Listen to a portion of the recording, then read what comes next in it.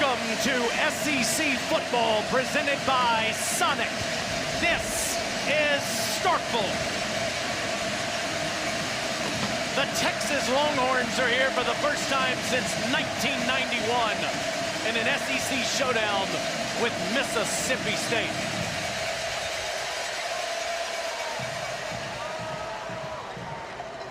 Steve Sarkisian's team, 2 losses on the season, haven't been in Austin in over a month, and the road show continues in Stark Vegas.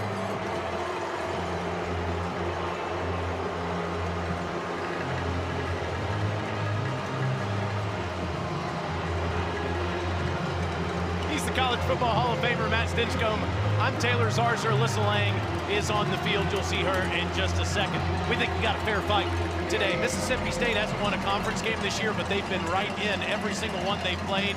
And Texas fighting, scratching, and clawing for those wins in recent weeks. You think about just a week ago, last Saturday, Texas able to escape with a victory.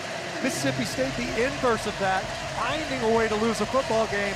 But they easily could be a one-loss football team. This should be a great contest this afternoon. Texas has a championship-level defense and special teams. Offensively, they're trying to match those other units. Let's take a look at For the Win, brought to you by Sanderson Farms. Arch Manning and the offense. How do they get it going, Matt? Well, the big thing more than anything else is to see if they can get the ground game going. You think about that loss to Florida, a double team right at the point of attack. Get moving, don't get stuck right here on the line of scrimmage, because if you do, that backside defensive end can catch up. It slows down the running back. You end up with a negative yardage play because of no movement at the point of attack. Hasn't always been that way. Arch Manning, and we expect to see this today in the passing game as well. He can hurt you with his legs. He did so versus Oklahoma, as did Wisner in his return to the lineup at the running back spot. Texas was able to get that ground game going versus the Sooners. They're going to seek to do that this afternoon to get that offense going, a better performance than we saw last week. They won't have the ball first, though. Mississippi State, well, they've had it 24 the last 25 times. They've received the kick. They've come so close to winning these games. They're significantly better than last year, Matt, but they've lost some that they had on their racket. It's another one of those where it's like you got to find a way to get that victory. Overtime loss to Tennessee. They thought they had them. They did. And then, of course, last week, trying to improve on that field position for a better field goal attempt. They missed one earlier in the game. Couldn't get it done with the turnover. And a really foul taste in their mouth. It still has lingered throughout the week, but Mississippi State looking to finally end that slide of losses in the SEC. If Alyssa Lang can hear me, she has health updates on the field. That's right, Taylor. Mississippi State fans got really excited during warm-ups when they saw running back Fluff Bothwell back in pads and going through warm-ups for the first time since that October 4th injury on the road at Texas A&M, where he was carted off with an ankle injury. We talked to Jeff Lebby moments ago, who said he will not be available in this game.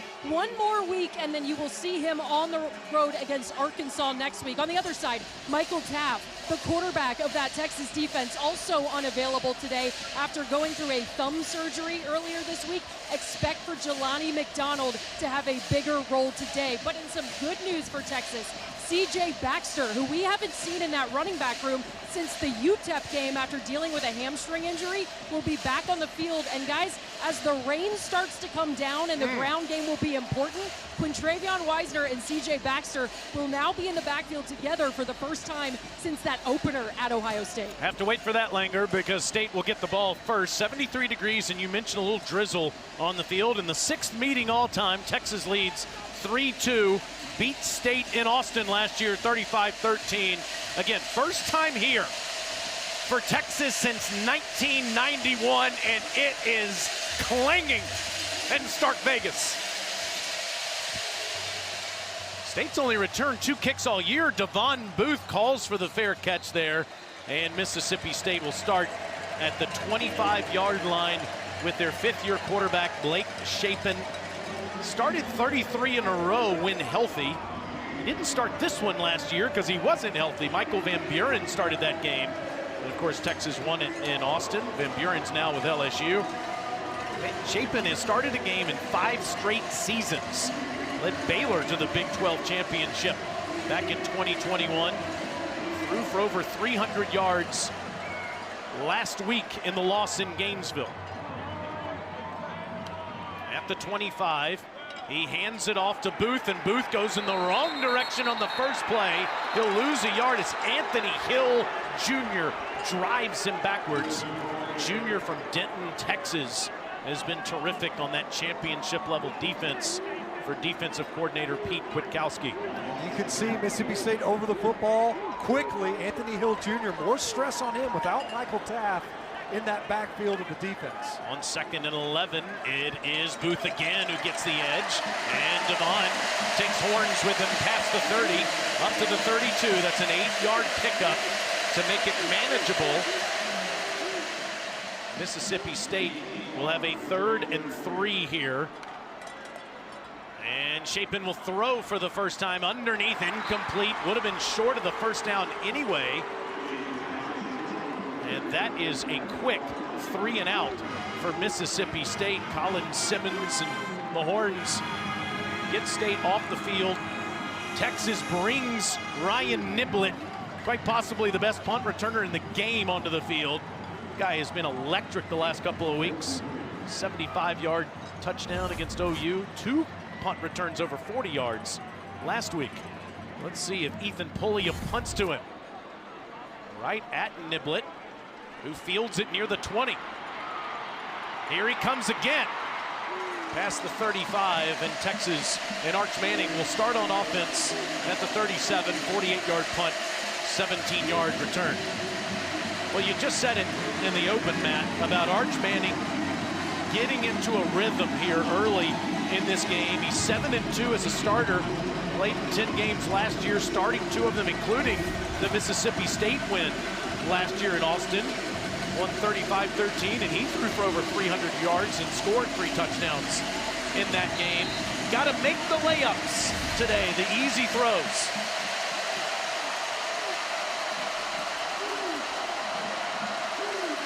And he'll throw a lateral on the first play, swinging it out to Ryan Wingo, who gets the edge and is deep into Mississippi State territory and down inside the 5. 60 yards from Manning to Wingo on the first play. I'm not sure that was a layup. That was more like a dunk. A short pass, sure. Easy completion to get going. And Sarkisian said, I got to remember, we've got playmakers on the perimeter. I got to get the ball to my playmakers out in space where they don't have to win downfield. We don't have to hold up in protection. Already, first play of the game, evidence of that. State thinks the Texas offensive line moved, but the officials haven't moved out of the way yet.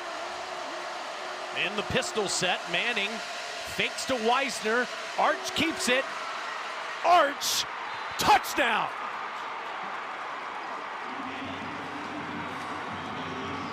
How about that for an answer with your Texas offense? Manning is slow to get up as he landed awkwardly there in the end zone. 2 plays, 63 yards in 58 seconds. I'm not sure it could have started any better for Texas. Take a look at the end of this play. As you mentioned, Manning got up a little bit gingerly. Looks like he was in the end zone. The ball would have broken the plane before he would have been down. What an opener. Defense comes out, gets a stop. You get an explosive play. Next thing you know, you're in the end zone. Quite the start. Mason Shipley makes it 7-0. Cooper and Ellen are happy. How could you not be? 2 plays on offense leading to a score. Texas is 21-1 when they score first since 2023, and they're on the board in Starkville, Mississippi. First defensive touchdown State's allowed this season.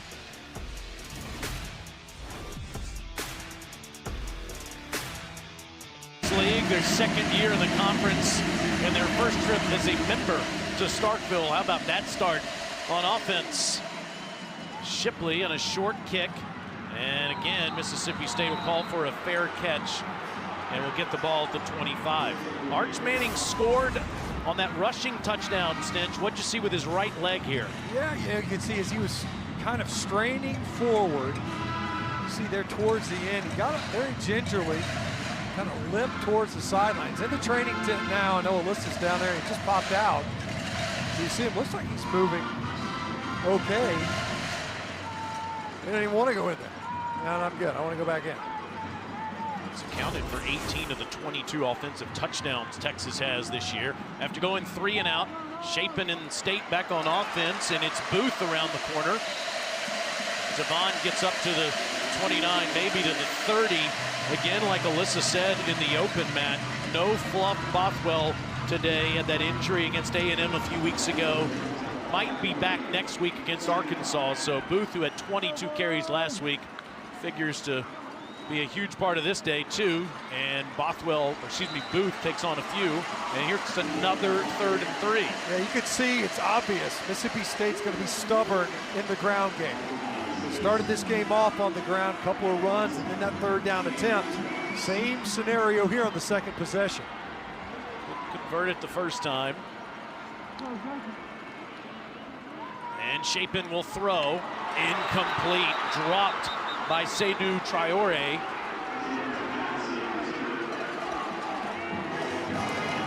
And that's another 3 and out for the State offense.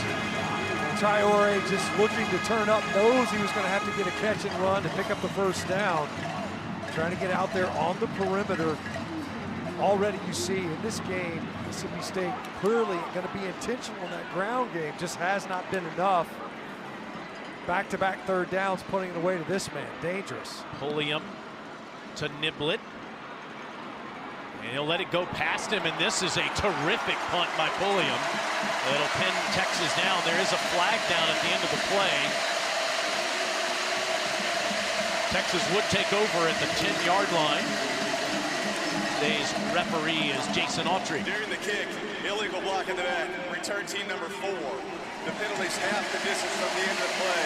It'll be 1st down, Texas. 58-yard punt, and you have to push Steve Sarkisian's offense even further back. Just mentioned that a moment ago. What a run. The Georgia game last year in Atlanta, the only loss for Sarkisian in the last 3 seasons when the team strikes first. That's the first defensive touchdown Mississippi State's given up in the 1st quarter this year. Much more challenging field position. You think about the way Niblett was able to get that return closer to midfield, now in the shadow of their own goalpost. Manning hands to Wisner. Look at that hole for Quintravian, who gets up to the 10 and picks up 5. He is still the first man out there with C.J. Baxter available today for the first time in a month. Wisner leading the team in rushing with over 200 yards, but well off pace from where a Steve Sarkisian offense typically is. Yeah, they really haven't been healthy in the backfield most of the season. And as you mentioned, really the first time this year where they at least have availability of their top backs. Wisner again over the 10 and the 12, and it'll be 3rd and short for the Horns. Great push though early, Taylor. You can see this offensive front when you're in your coming out offense. You have to be physical, but this is the down and distance that was challenging last week for Texas. Really struggled with how they converted on 3rd downs, and it wasn't the 3rd and long. See the graphic there on the screen that tells the story that Matt's talking about. And it is Baxter that's next to Manning in the backfield on this 3rd and 2. Fake to CJ on the slant, the ball's tipped. And Mississippi State forces a 3 and out. I'll tell you, Taylor, in a lot of ways, lucky that this ball only got tipped. Because you've got a free runner on the far side, really ended up playing the handoff. You go straight to that quote-unquote mesh point. That could have been a big collision in the backfield. So you see now special teams for Mississippi State flipping the field position. Defense doing its job. Petrie Bingley Jones is the man that got a hand on it. Really good punt here. Fair catch at the 40. Jack Bomeister with a nice punt. Mississippi State has good field position down a touchdown.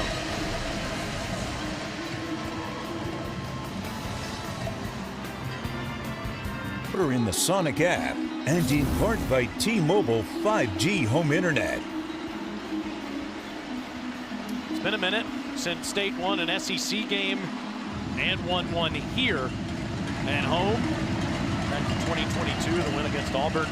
The last time they did it here, and then of course that Arkansas win in Fayetteville was 2 years ago. They're going to Fayetteville next Saturday here on SEC Network. They have good field position at their own 40-yard line. Head coach Jeff Lebby talked to us repeatedly, Matt, about making something of these first downs today. And on this one, Shapen, a lot of trickeration that he doesn't use and throws downfield, incomplete.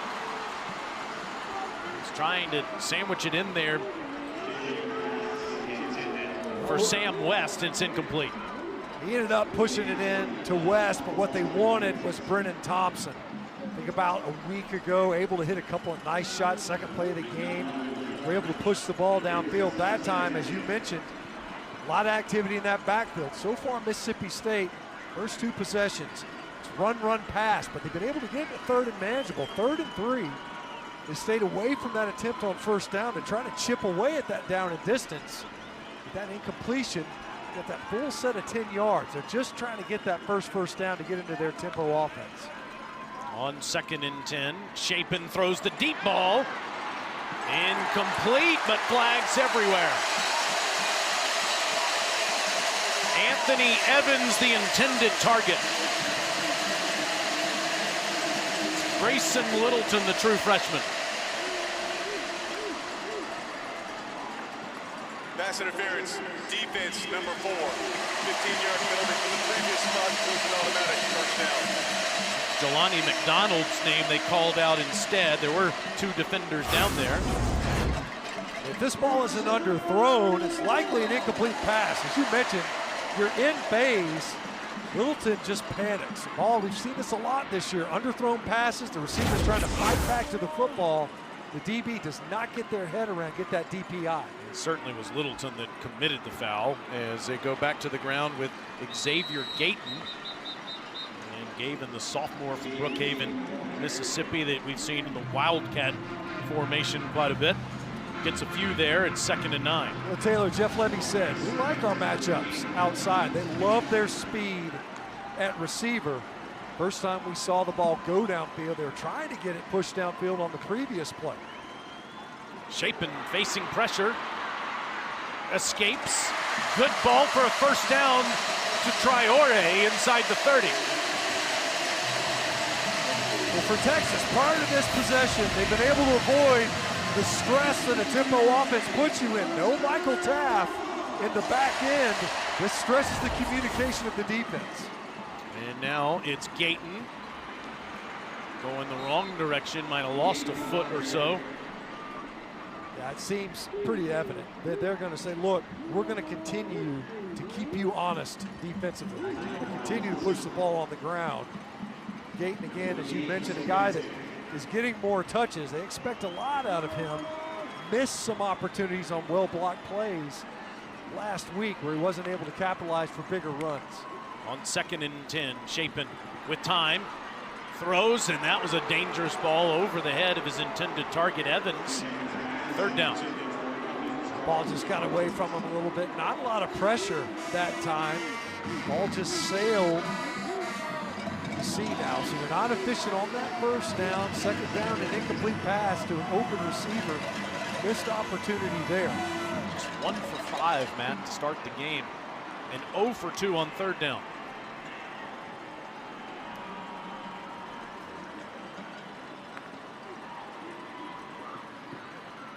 Throws, and that ball's deflected by a horn near the line of scrimmage that'll force 4th and a Kyle Ferry field goal attempt.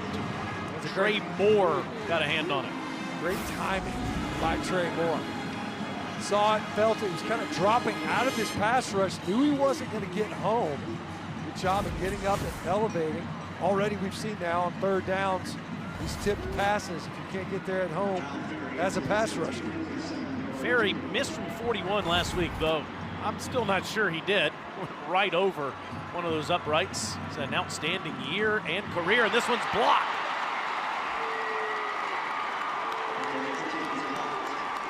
as Ethan Burke was able to get through there and block the kick. What an effort. Great job getting upfield. You mentioned it, Taylor Ferry. Last week, some adventures. You see Burke able to slide right between the protection and extend. He's all of 6'6". Able to get up and elevate it and block that kick. An empty possession after a promising drive, aided by that defensive pass interference. Burke, the senior from Austin, Texas, with the play, and Mississippi State still without a point here in the first quarter as Texas is back on offense and Arch Manning begins drive number 3.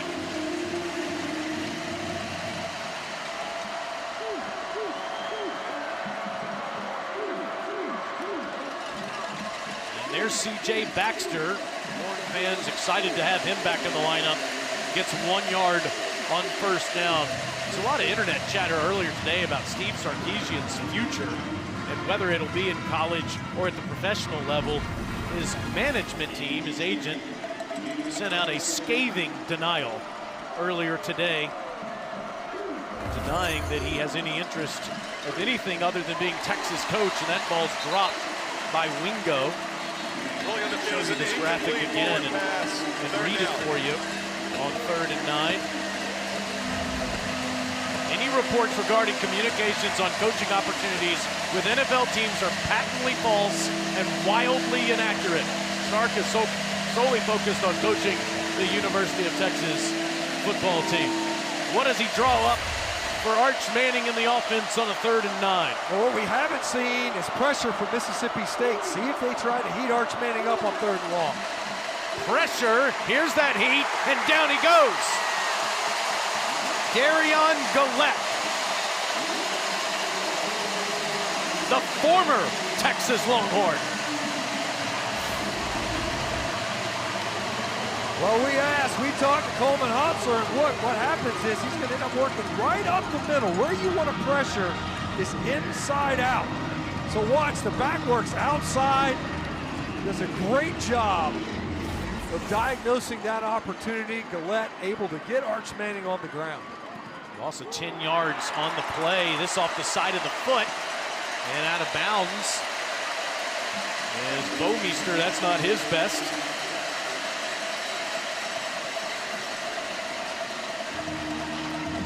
Just a 33-yard punt. And again, Mississippi State will have good field position.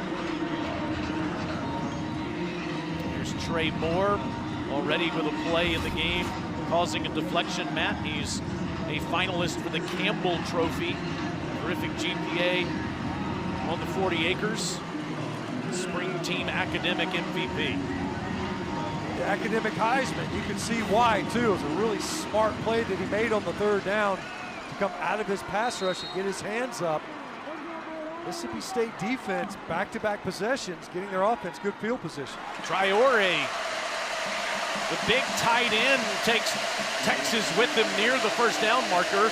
It is a first down. The Englishman with a couple catches early. And Shapen and State go quickly. It's Booth, and he's inside the 35. This is what they were talking about. No substitution. Try to trap personnel on the field, and you get lined up before the defense can get their cleats in the ground.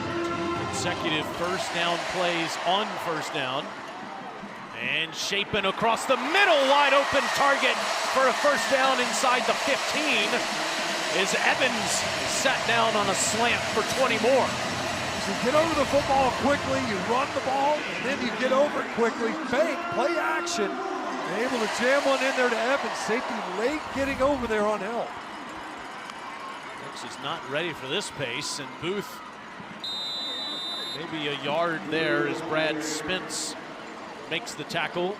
Jeff Lebby with a positive play on first down will go as quickly as anybody in the game. There's Pete Witkowski, the defensive coordinator for Texas, who has one of the best groups in all of college football. We talked about this yesterday, the tempo, and he said, look, the difficulty is simulating. We can go fast too. The Mississippi State so quickly those last 3 snaps.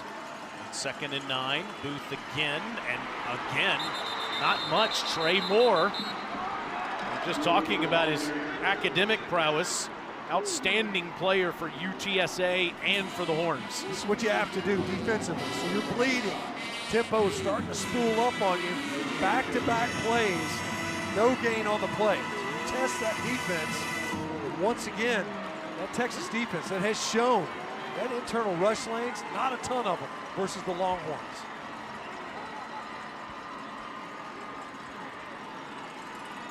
Aiden Williams goes to the top of your screen there.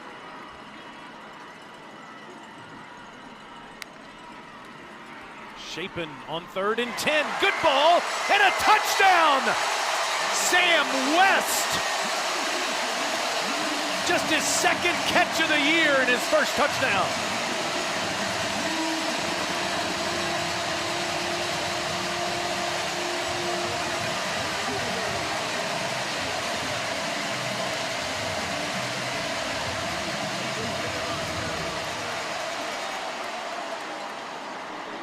West, primarily a special teamer, a backup tight end, the transfer from Indiana.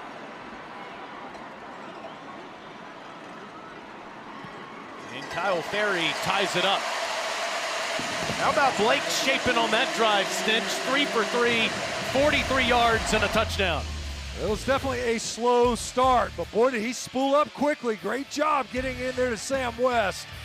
Quite the answer by the Mississippi State offense. They got into that tempo, and it got them a touchdown. They've perfect 3 for 3, including a touchdown strike to Sam West. West's first collegiate touchdown. We're tied at 7 here in Starkville.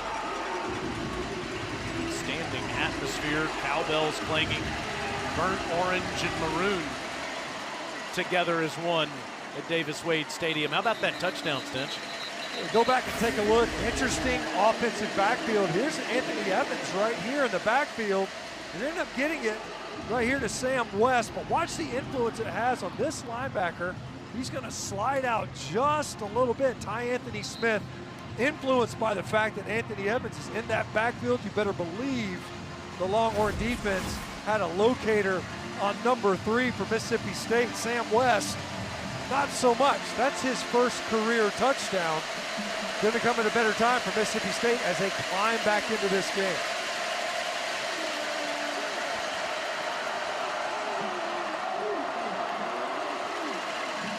Manning hands it off on a sweep, and it's DeAndre Moore that gets around the edge and past the 35. That is a first down for Moore. Junior from Anaheim. Last week there's so much talk, Stinch, about him going out of bounds with about a minute to go in Lexington. Stay in bounds. You forced Kentucky to use the last time out. This is one of the best players Texas has on offense. He was so clutch. Came up big on 3rd downs last week. Proven to be. He's already gotten a target this one. Was able to connect earlier. Flags like a procedure penalty on Texas. False start.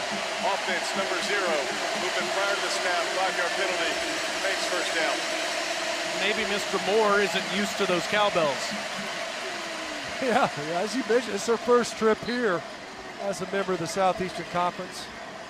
These guys, they were talking to the coaches before, they got to stop clanging them when the center puts his hand on the ball, but there's usually a few still ringing afterwards.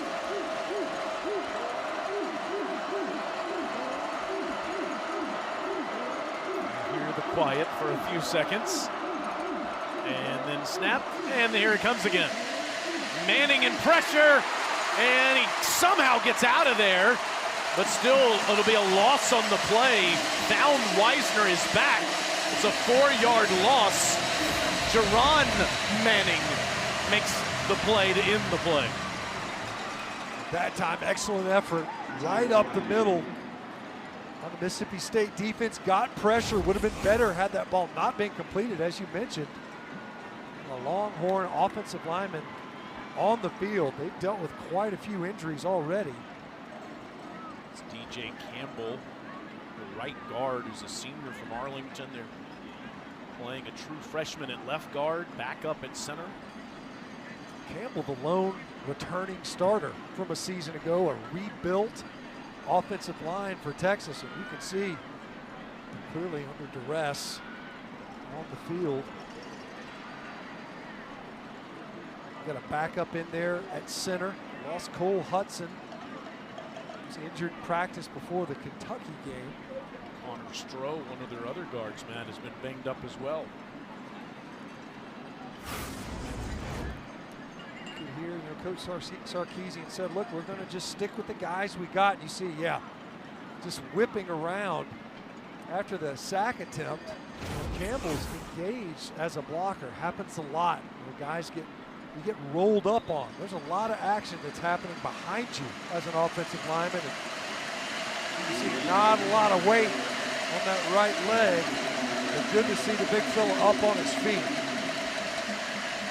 Nobody's more eager to see him get back in the lineup than that man, the play caller and head coach, and Steve Sarkisian. And as we mentioned, they said, look, there's going to be some growing pains. We just got to push our way through it. But once again, Mississippi State able to get to Arch Manning. Texas allows more QB pressures than any other team in the SEC. 43% of their dropbacks, their quarterback is having to buy time and unload the football before he wants to. And it is Connor Stroh, back from injury, that is in there now at right guard on the 2nd and 18. Manning with a high snap, sets up the bubble, and it gets blown up. Malik Silla with the form tackle and a loss of 2. Yeah, great job by Silla, a guy that they know is one of their better pass rushers. He showed and kind of baited it into it. That screen pass was called, wasn't an adjustment, but Silla did a great job of diagnosing. Did not rush, stayed at home, and was able to make the big hit. All over Jack Indries, who lost one on the catch. 3rd and 19. Pressure's picked up. Manning fires. Oh, and it's dropped. A good ball to Wingo, but he couldn't field it. He would have had the first down. For a moment there, Taylor, I thought, Manning should just run this football, but then Wingo pops open across the middle. You see the frustration. Great job of finding that opportunity to climb up into the pocket. There was a lot of green grass, but as he was leaving, you could see defender underneath. That time checked up. It was Tyler Lockhart, the true freshman. Looked like he was going to come up and defend the run. Olmeister, a low line drive punt that takes a Mississippi State bounce. It'll be a 44-yard punt. Let's talk about this week's secret recipe, brought to you by Bush's Grillin' Beans. Colin Simmons quite possibly is playing the best of anyone in college football on the defensive side this month. Well, you see him with the ghost rush. What are you going to do? He's got such great speed, great get off the edge. But what I like more than anything is how he plays with his hands. So he gets engaged with the tackle. It's just able to slip that outside shoulder and harass the passers. And it's not only as a pass rusher. So they'll drop him into coverage. Quick diagnosis, comes out of it, puts his foot in the ground, and drives forward to make that play. 5.5 sacks the last 2 weeks. Shapen on a design quarterback run. Gets 3 up to the 31. Not only is he a dynamic player, man, he's also been a vocal leader for the Longhorns. Heart of that Texas front. On 2nd and 7, straight ahead, it's Booth. Near a first down as we toss it to Alyssa. Yeah, guys, you talk about Colin Simmons, and it's not often that a freshman has the type of success that he had last year and then comes back and has the last few games he had. He told me this week the alignment, assignment, understanding of how teams are scheming up against him and what he needs to do to play around that has really started to click. On 3rd and inches, there's the tackle made by Jelani McDonald. It ain't short. Wow. And surprised, you see him going fast. Surprised at that spot. It's a great play by McDonald. Going for it on 4th down and not getting it. Leonga Lethal, Anthony Hill, and others in there. No Michael Taft, no problem. Texas gets the turnover on downs and terrific field position. It was Jelani McDonald again coming in on the backside, getting around his legs. Colin Simmons as well, right there at the point, just no room. I gotta tell you, Taylor, real time, I thought even though McDonald made that great kind of shoestring tackle on third down, I thought, wow, that was really close. But when you go tempo, there's not a lot of time for the review to look. That would have been a reviewable spot. Every play is looked at multiple times when there's a line to gain, but not with tempo. Didn't have the opportunity. Huge stop by Texas. Point. C.J. Baxter has the football, and he's inside the state 30. Here another first down. Diego Brumfield on the tackle. Baxter back after missing 4 games, had a hamstring on the first play against UTEP on September 13th. And he's inside the 25 near the 22-yard line. Had the knee injury last year, missed the entire season. Yesterday, Coach Sark was talking about how this guy really, if he's healthy, could be one of the premier backs in college football, but just hasn't had the opportunity in 2 years. He's got to keep him in the lineup. See a little bit of frustration there from his coach there on the sideline. He's out, Weisner's in. Of course, has shouldered most of the load this year. And Contravian, it's inside the 20, and it'll be a 3rd and short. Keep in mind, this is not the intended lineup up front. So you're Texas, you got this 3rd down, and we mentioned it earlier, this was a distance that plagued the Longhorn offense a week ago. It wasn't the 3rd and longs, it was the 3rd and manageables. We saw them last week. They ran a quarterback counter on 3rd and about 6.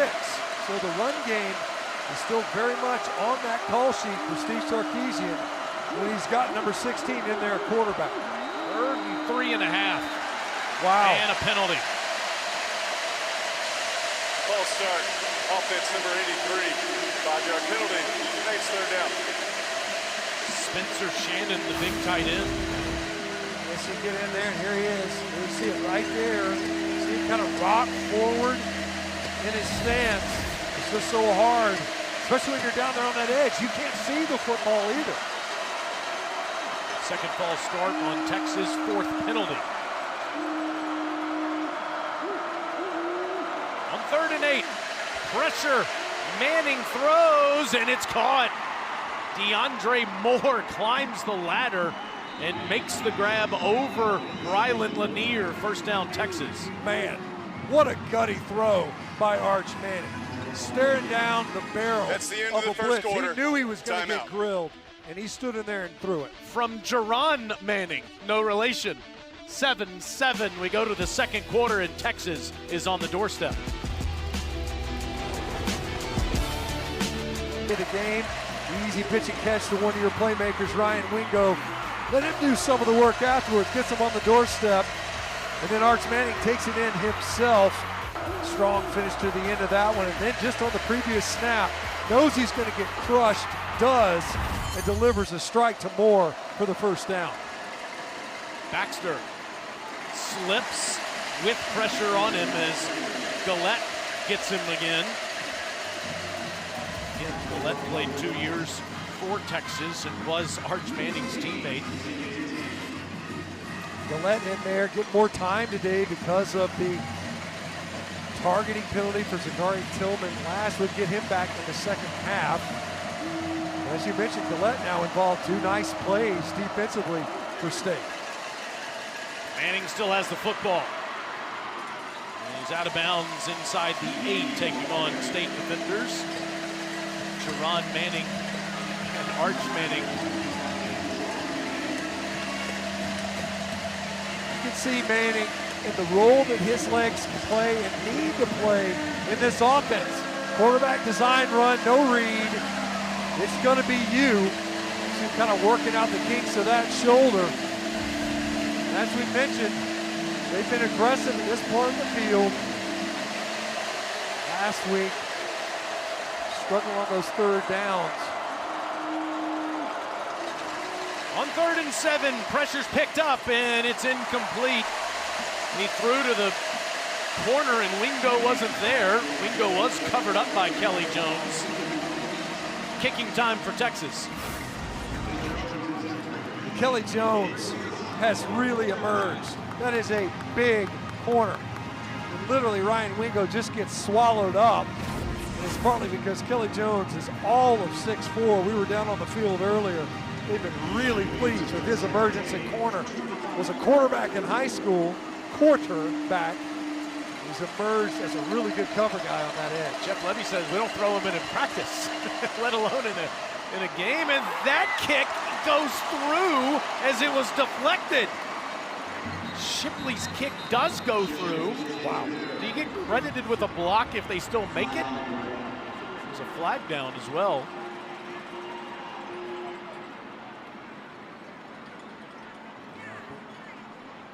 Might end up getting not allowed to leverage off of that blocker.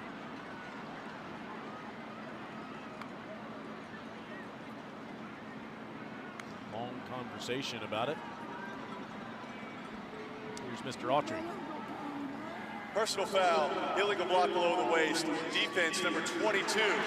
Defensive lineman went low.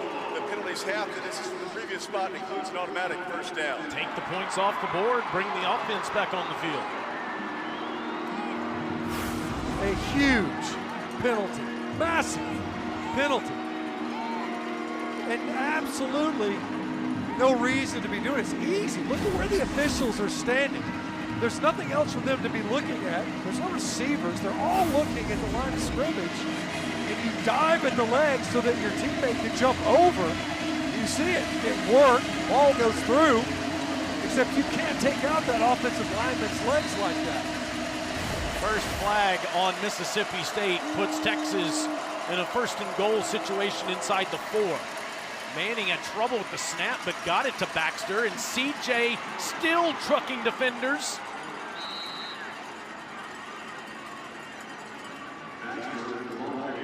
No signal yet. Is that I don't think that's a touchdown signal. It was just one arm up in the air. Second and goal. It was odd, that's for sure. Great leg drive by Baxter on that one. Take a look at this. Yeah. Ruling of the runner being shown the goal line is under video review. Timeout. It was quite the scrum, as you mentioned, Taylor. I thought, did not hear a whistle as Baxter was kind of in there in that mass of humanity driving towards the goal line. Sarkisian said with Baxter back in the lineup, we must run the football better. Let's take another look here as Baxter is aided by his offensive lineman to get near the goal line. And some wide receivers. Like we said, there was never any whistle. It did not, I guess, indicate there was a lack of forward progress, that he was still moving forward. Now they're going to take a look and see if, in fact, he was able to break that plane.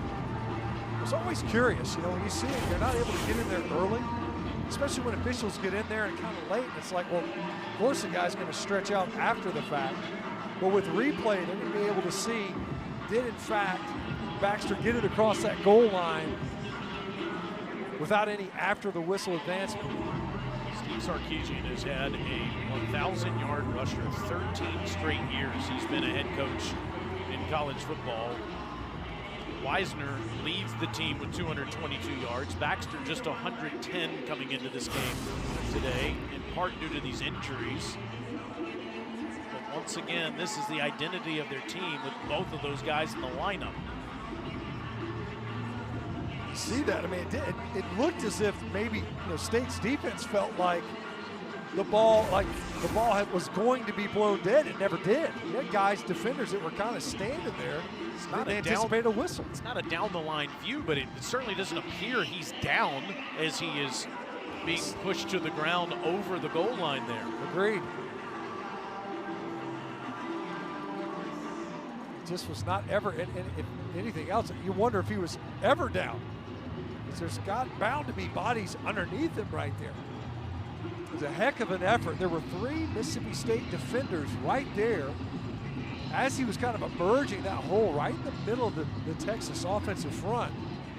But I think the defenders of Mississippi State thought that the whistle was imminent and did not start pushing back against that scrum. Whistle never came. After video review, the ruling on the field is upheld. Second down. Wow. I guess he said not enough. Yep, just not enough to know for certain. I think most of us would look at that and say it's probably a touchdown. Right. But do you have enough definitive evidence to overturn what was the call on the field? Right. That's the key, right? If it was ruled a touchdown, there's not enough there, I think, to overturn it. Because it was ruled down, it's upheld. Regardless, you've got very little grass to defend if you're Mississippi State right here. Texas tries to make it irrelevant. And Baxter is hit and driven backwards. Jerron Manning again. What a game number 13 is having already for Mississippi State. Boy, diagnosed, got downhill, and used every bit of that 195 pounds.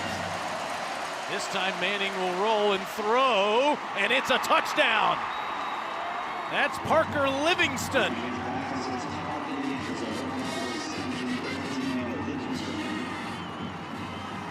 And mother Olivia, dad Cooper, they love it. That's a big swing. You think about defensively, Mississippi State, you're able to slow them down, force a field goal, almost block it. Don't. And then that penalty just gives a fresh set of downs. Painful turn of events for that Mississippi State defense. Add 4 points, assuming this extra point goes through. And the Longhorns are up a touchdown.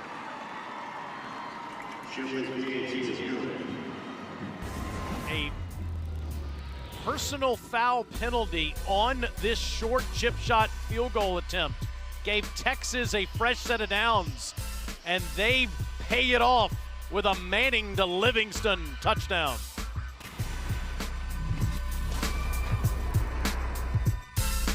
Ole Miss gear here as a kid, so he wasn't allowed to come to the games when brothers Peyton and Eli were playing.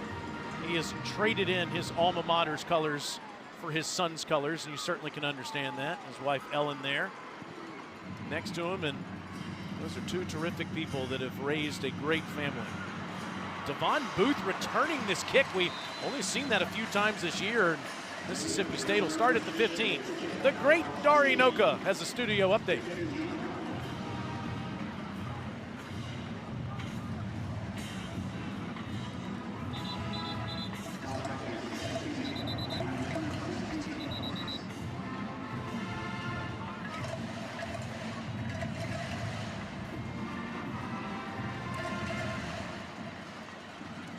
Thank you, sir.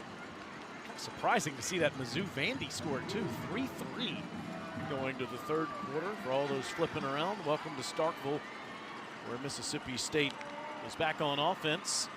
Xavier Gayton doesn't get much, maybe 2 yards there up to the 19-yard line.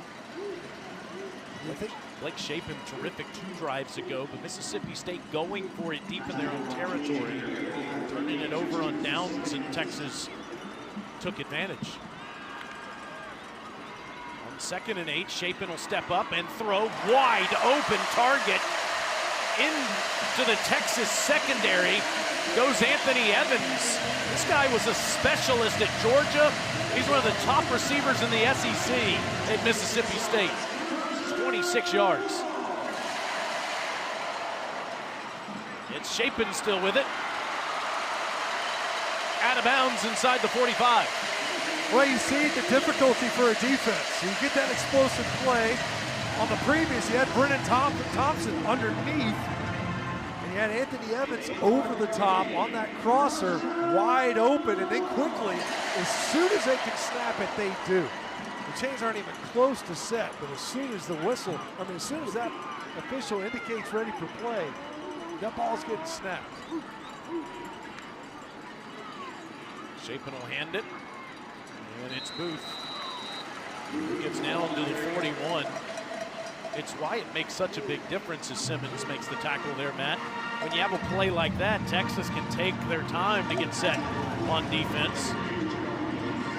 Mississippi State not able to go as quickly after a short yardage run. Shapen surveys and checks underneath to Evans. Look at that play. Picks up an extra 5-6 yards, eluding the tackler, and makes it 3rd and short. Well, it's just going to be so hard. You mentioned Evans, a specialist when he was at Georgia, largely a punt return guy. Very difficult to tackle in the open field. Hurdled Anthony Hill there, and on the 3rd and short, it's been a big problem for State. They get it this time with Booth. That time, a great job by Booth. Anthony Hill Jr. was unblocked and in the offensive backfield. Good job bouncing that run for the yardage needed. On to the Texas 31. Shapen throws. Good catch inside the 10. 1st and goal, Mississippi State. That's the speedster, Brennan Thompson. Xavier Filsaime slipped down at safety. Right as Thompson was coming out of his break, Shapen throws another strike over the middle of the defense. From the 7. Lobs one incomplete over Thompson's head. Good coverage back in there, and Anthony Hill was in Shapen's face. Yeah, he just had to burn that one. That was smart on Shapen. Don't take the negative yardage play. Hill was in the backfield right now. Wisely just burns that play versus taking the negative yards. Shapen 7 of 13, 113 yards and a touchdown.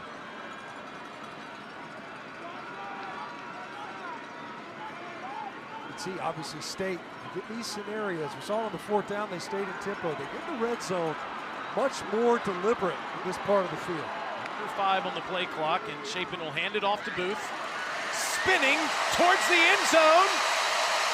They say he's just short.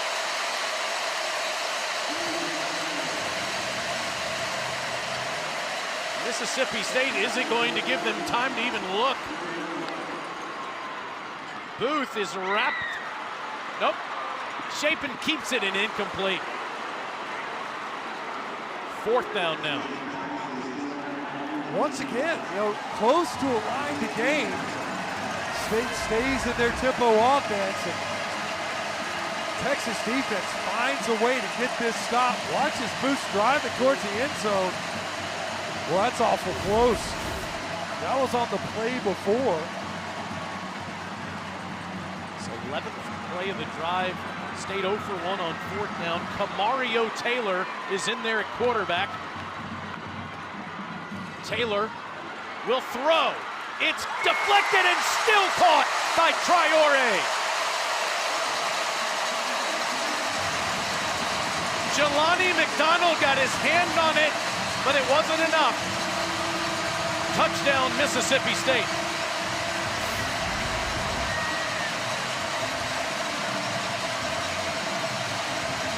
How about that answer? Only the 4th pass attempt on the season for Camario Taylor. Got him in there, substitute, got that huge run threat. But that time able to get the Bulldogs into the end zone with his arm after the deflection. Texas allowed 3 passing touchdowns all season in the first 7 games. They've allowed 2 to Mississippi State in the first half. Blake Shapen finds Anthony Evans over the middle to get the drive going.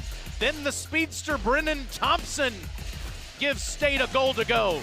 And the true freshman Camario Taylor gets some help and Seydou Traore with the catch.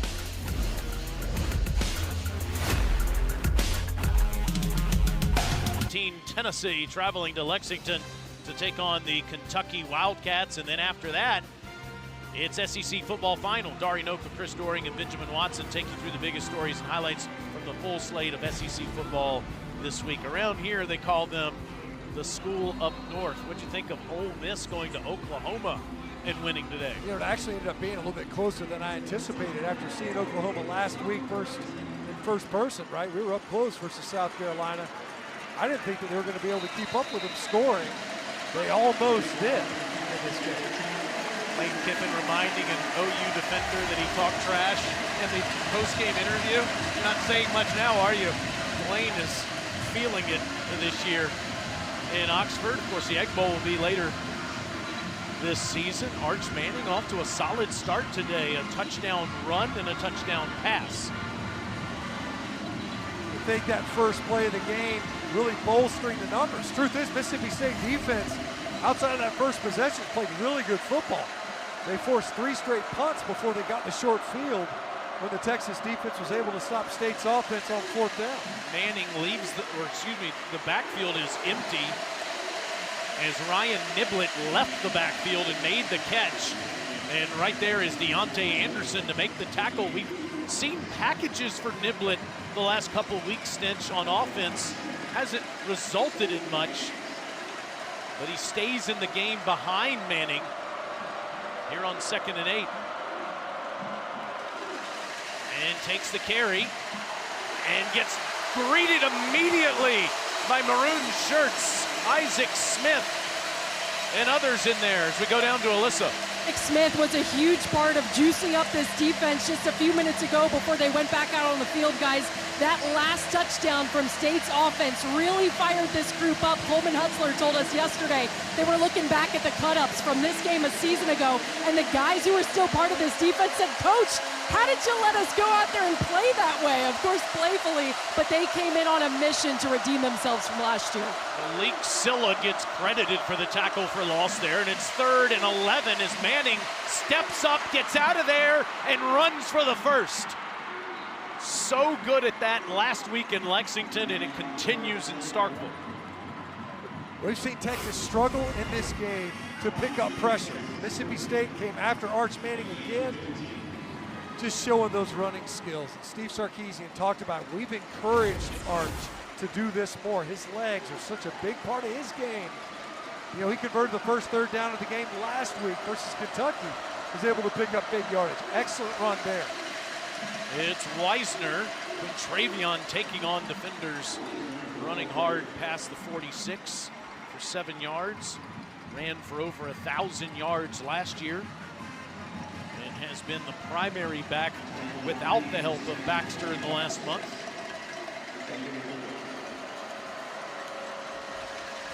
Manning slings it out there, and Moore can't get away. What a half by Jerron Manning. Not me. Just a fantastic tackle. His 7th of the game already in the open field. And I mean, just face to face, fronting him up. Great play out there in space. On 3rd and 5, Manning feels pressure and throws. Incomplete. Over the head of Emmett Mosley, who was covered up by Diego Brumfield. Texas has been terrific on 3rd and long, but struggling a bit on 3rd and short the last few weeks. Well, you can see, once again, just no answer for the pressure package. Watch Jalen Smith right up the middle. So you've got a linebacker lined up right over your center, and he's stacked with the blitzer right behind him and Tyler Lockhart. So you can see, Coleman Hauser, we talked about it, are the ultimate opportunities to pressure this offense. Bomeister, good punt. Anthony Evans makes the fair catch inside the 10, fielded at the 8.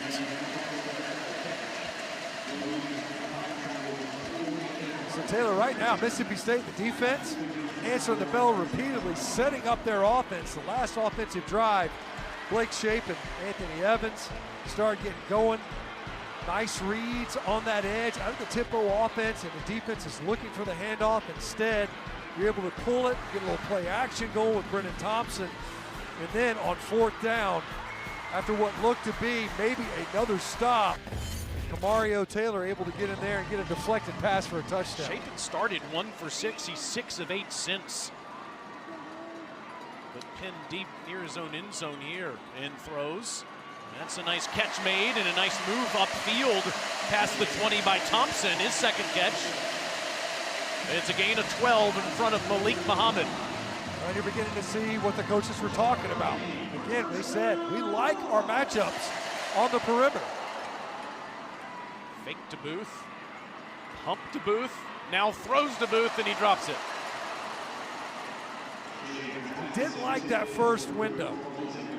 You had a defender that was waiting next phase, so you allowed Booth to clear just a little bit wider to get beyond the defender that was waiting him and just That's twice we've seen that in this game where you've got to catch and run. Step one is catch. Doesn't matter how much you run if you don't get that step in. This offense is so built on momentum and speed. Just slows everything down when you have an incompletion like that. And now Shapen's facing pressure and gets out of there and simply throws into the Texas bench. Pressure that time by Colin Simmons and Ethan Burke back there as well. Such a good point, Taylor. You think about that incomplete pass and how it just stalls everything out. With the incompletion, not only do you forfeit the down in any yardage, but it's the momentum that stops. So really a kinetic offense where you're moving quite a bit. You see if they can hold up. Here's Simmons right here at the top of your screen.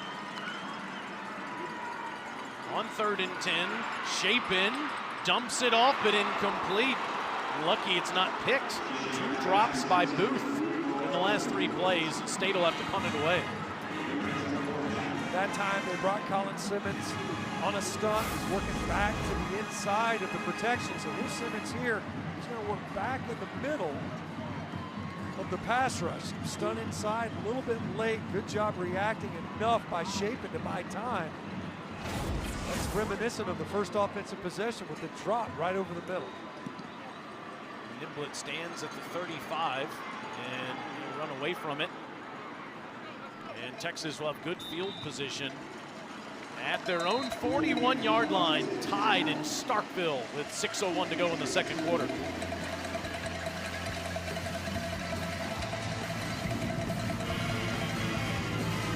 On ESPN. It's the 86th homecoming for Mississippi State here in Starkville. State has won 14 of the last 15 on homecoming.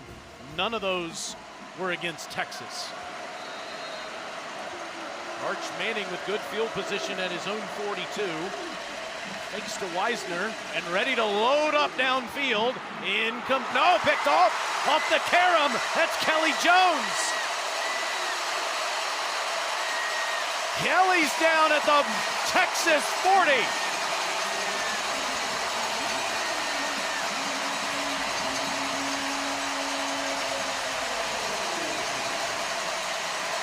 Mississippi State has had an interception in every game this season. He's trying to get it to his roommate, Parker Livingstone. 2 defenders right there just trying to force the ball in there downfield. Kelly Jones, we talked about him earlier. Had a great defense in the end zone on Ryan Wingo, and this time able to use that big 6'4" frame to come up with a huge takeaway. And as you mentioned, Taylor, that's been a hallmark of this defense, the ability to get takeaways in the passing game. 11 in total, Matt, which leads the Southeastern Conference this year.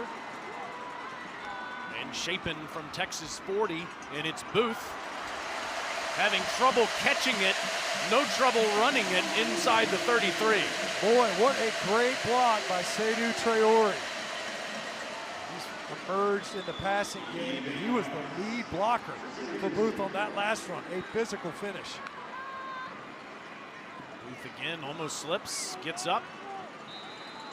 Appears to be just short of the first down. It's 3rd and inches for Mississippi State, and the Bulldogs have struggled on this down so far today, but they slow it down this time. Yeah, we mentioned that earlier. You know, they're so tempo oriented. Saw it quick on a 4th down. We saw it quick on a run that was near the goal line. This time a good bit more deliberate to try to extend this possession.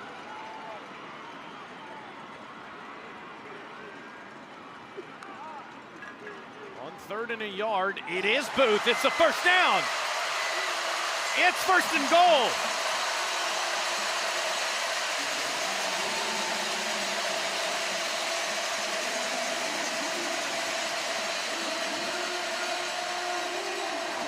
Jelani McDonald saved the touchdown.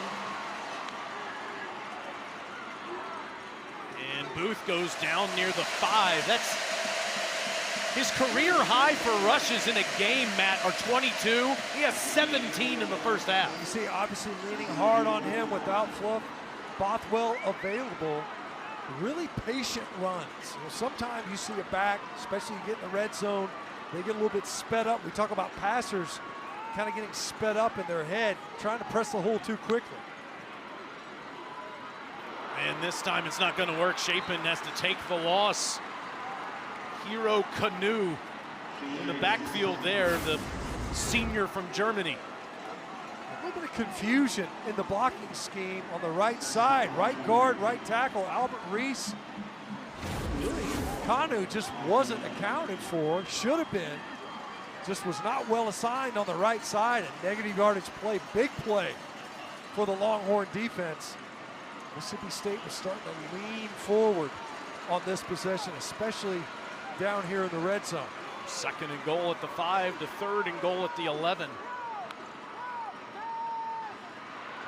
Chapin steps up, dumps it off, and it's underneath. It's caught at the 6 by Gayton, and it will be 4th down. And we'll see if Coach Levy elects to kick the chip shot field goal. He will. Yeah, I mean, you mentioned it earlier, Taylor. I love what they have in the kicking game. Off the quick change, you get that interception, a nice return. Really good response by the Longhorn defense, finding a way to rally and slow that offense down to force this field goal attempt. Junior from Searcy, Arkansas, Calipari, from 24 yards away. And Mississippi State has the lead. Outstanding 3-year career for Ferry. Wanted to have a chance to win it against the Gators last week, didn't get it. Pete Kwiatkowski's defense forces State to a field goal. Well, what a great job. Talk about the ability to potentially give up points. 7 turnovers, only 10. That defense and their ability to deal with a quick change. You practice that, but it's hard to simulate in game conditions. You get the ball in plus territory, does your opponent's offense. You got to find a way to rally quickly. That defense did an excellent job of forcing the field goal. You gave up the 3 points, but it didn't cost you even more. And so far, that's situational football where Texas has found ways to win. Only Power 4 program with the same head coach, offensive coordinator, defensive coordinator, and special teams coach for the last 5 seasons. He's got to be pleased with the way his unit responded there in that situation. And now the Texas offense comes out there to the 25-yard line. Manning playing a clean game before that last throw when it went off Livingston's hands and was intercepted by Kelly Jones. I tell you though, the Mississippi State defense, they played great football this first half. The very first drive, you get an explosive play, you punched in the mouth, you're on your heels. But otherwise, they didn't force 3 straight punts. Your offense gives your opponent a short field. Then they force a punt and a takeaway. The Bulldog defense has been playing outstanding throughout the first 2 quarters of this game. On misdirection, the ball's on the ground. It's Wisner that jumped back on it back at the 19-yard line. They fake the sweep. Recovered by the offense. It is Wisner had trouble fielding that from Arch Manning. There's a lot of ball handling, as you mentioned. So watch, there you go, fake the sweep. Now, penetration is what caused it. Jack Endres got pushed back into the backfield. I think that's what caused Wisner to lose a handle on that handoff. handoff. 2 minute time out of the first half. If you can hear us through the cowbells, it's the 2-minute timeout in Stark Vegas. And 16 to make a 3rd and long as the catch is made by DeAndre Moore. And with 1:49 to go in the half, there is a timeout that's called. Mississippi State has called their first time out. It is Mississippi State that calls it. Please reset the game clock to 1 minute. It feels like each week we talk about this critical portion of the game when a team has the football near the end of the first half and they're about to get it again to start the second half. It's big, obviously, for Mississippi State, as you see Coleman Hutzler on his sideline rallying his troops, trying to help them understand the gravity of the situation. Now, in this game, what we've seen repeatedly on 3rd and obvious passing downs, where the Mississippi State defense has found ways to get home. They're bringing extra rushers. And so all the season, Mississippi State has not been great at pressuring the quarterback, only 33% on dropbacks, but so far this afternoon, Texas has not had an answer for the Mississippi State defensive pressure packages. Will they be aggressive here to try to deny the yardage needed? If they get a stop here, you've got a chance to drive the football if you get it back. Eyes on Arch Manning and his legs if protection breaks down. Here comes pressure. Manning goes down. Nick Mitchell.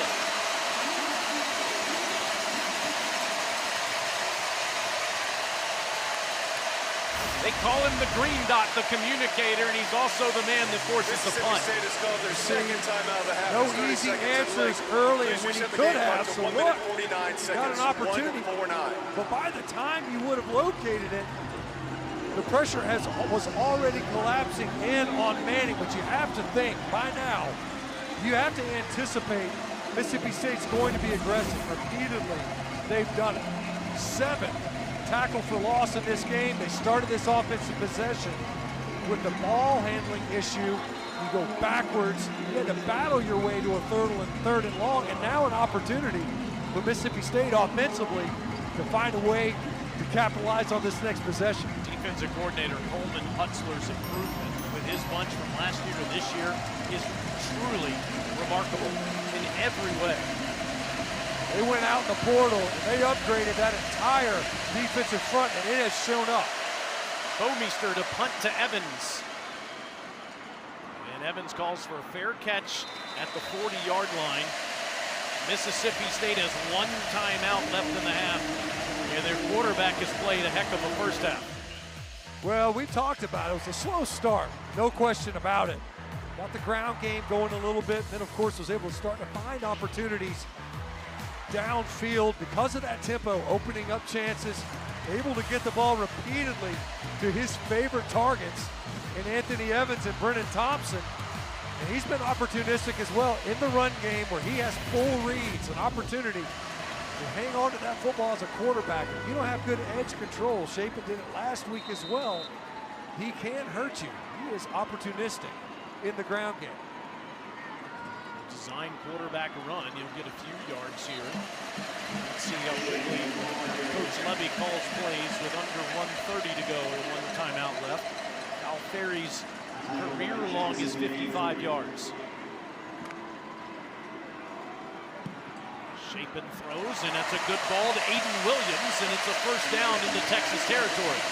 You know, typically with any other offense, you know you're in your 2-minute offense. Mississippi State is just in their offense, already up over the ball and ready to play. Williams has caught a ball in every game this year. Shapen throws to the sideline, and that's Williams again. Excellent protection, nice clean pocket. The edges were secured. Keep in mind, coming into this drive, 43 offensive plays already run. Shapen. Now they're well within Ferry's range, inside the 25, as that's caught by Traore. These defenders have been on the field a lot already in this first half. That pass rush almost completely nullified. The big body's tired for Texas. Shapen steps up and gets to the sideline. That time, just nowhere to go with the football. And you see, because of that out of bounds and a chance to substitute an entire new platoon of that defensive line, that's a big play for the Texas defense right there, just to be able to get fresh legs along their defensive front as pass rushers. Those big ones on the inside, they were just rolling out of their stance. 2nd and 9. Shapen a one-on-one ball. End zone. Thompson. Touchdown.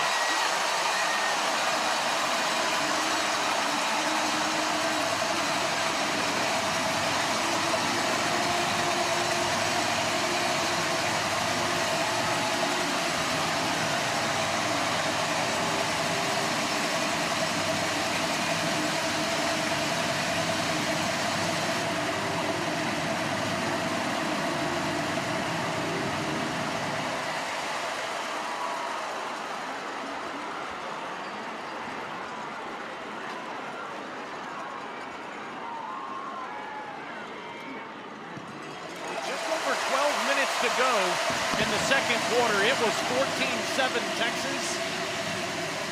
Now it's 24-14 Mississippi State.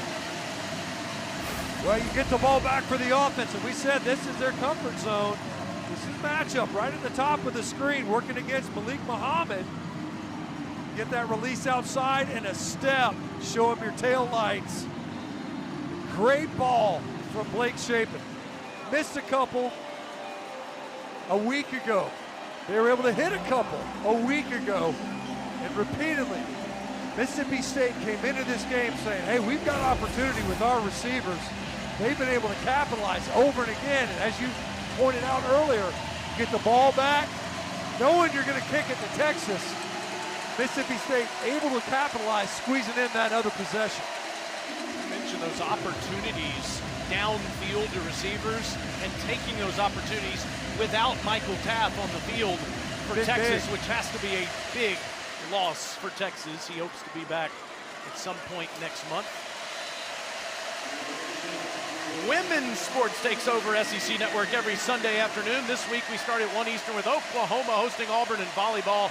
Then we have a soccer doubleheader featuring number 10 Vandy against number 17 South Carolina, and Kentucky versus Texas A&M. Thanks to the ESPN app, last night at Anthony's in West Point, Mississippi, we all watched Janie Stinchcomb and the Samford Bulldogs win against UNC Greensboro. Five-setter, I might add. Yeah, much needed.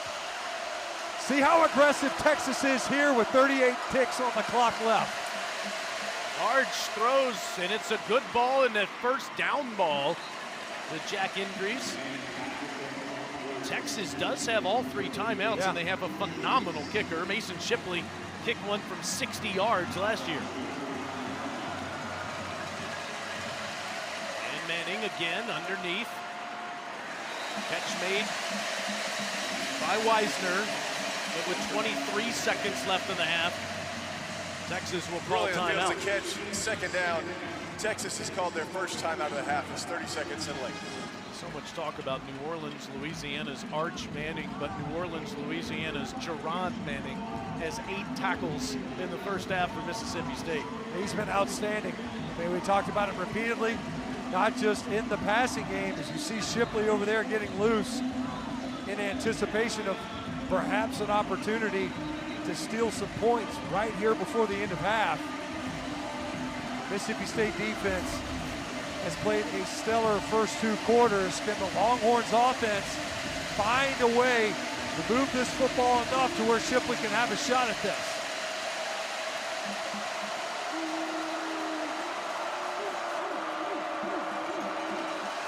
Second and 5, and Manning gets out of there, and Wisner's in trouble. Nick Mitchell with the big tackle for loss, and let's see, Texas will use timeout with 14 seconds left. Timeout of the half. It's 30 seconds in length. Again, we said this earlier. 15 seconds. It's better, 1-5. better not to complete that ball. We're gonna get that ball out there. See Sarkisian, he's over there going, what are we doing? We're trying to get rid of that football, so you have to burn that other timeout. Truth is, you're leaking down enough. 15 seconds left. Once again, Mississippi State able to move Arch Manning off his spot. They've been able to repeatedly pressure. It's not just sacks, it's influencing the passer. They've been able to do it this entire first half. This seems to be where Arch has been his best, though, for the last couple of weeks. Third and this sort of distance. It's a good point. Think about the scramble. The difficulty is if you do that, you get that first down, you're going to make sure that you don't want to burn too much time. 15 seconds left here in this half. Manning has time, will launch downfield, and it's incomplete. Kelly Jones on the coverage of Ryan Wingo.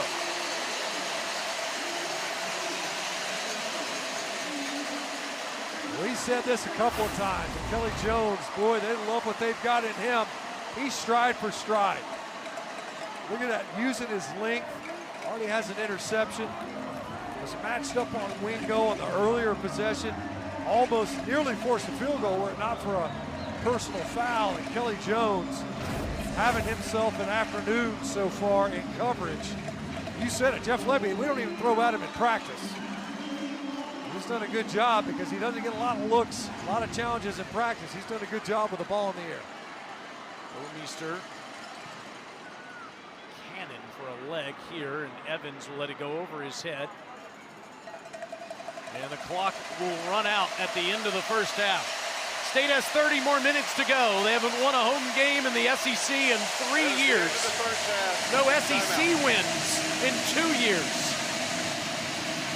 Hey, marching band fans, don't forget to head on over to the ESPN app to watch the Mississippi State famous Maroon Band halftime performance coming up soon. Arch Manning, 12 of 19 for 99 yards, a touchdown and an interception in that first half. And let's go down to Alyssa. Coach, you said you wanted to see your defense heat up this young quarterback. What do you make of their first half? I love how we've played defensively. We've done a great job of getting after Arch. We got to continue that. We got to go in, make adjustments, get a stop and a score coming out. How have you seen your offense manage the change in tempo so far? For us, we responded the right way after not starting the way we needed to. We got to continue to play, take care of the football, and do what we need to go get points. Thanks, Coach. Thank you. That grew up 100 miles north of Austin has the lead on the Longhorns near the half. Dari Noka has you covered at the halftime report. Really, the takeaway, you get that short field, a quick change. They've done an excellent job of setting up the Mississippi State offense so that they can have success. And so far in the first half, 8 tackles for loss. Negative yardage plays have been big for Mississippi State. Texas will get the football first, though, to start the second half. There's Coleman Hutzler, the defensive coordinator for Mississippi State, has to be thrilled with the way his group played in the first half. Now let's see who's fueling performance, brought to you by Gatorade. Well, all first half was really characterized by pressure. Over and over again, Mississippi State defensively able to get home, harassing Arch Manning, and even when they weren't able to sack him and get him on the ground, they were able to affect him. And then, his counterpart offensively, Blake Shapen, was started off kind of rough, but he was able to get going in the ground game, as was Devon Booth, who especially right at the end of that second quarter was really able to emerge. Arch Manning will hand to Travion Wisner, who gets up to the 29-yard line and gets near 4 yards on the play. Manning just 99 yards passing. Texas just 31 yards rushing so far. And how about that last graphic? 60 yards on the first play. With that last play, now 74 yards since.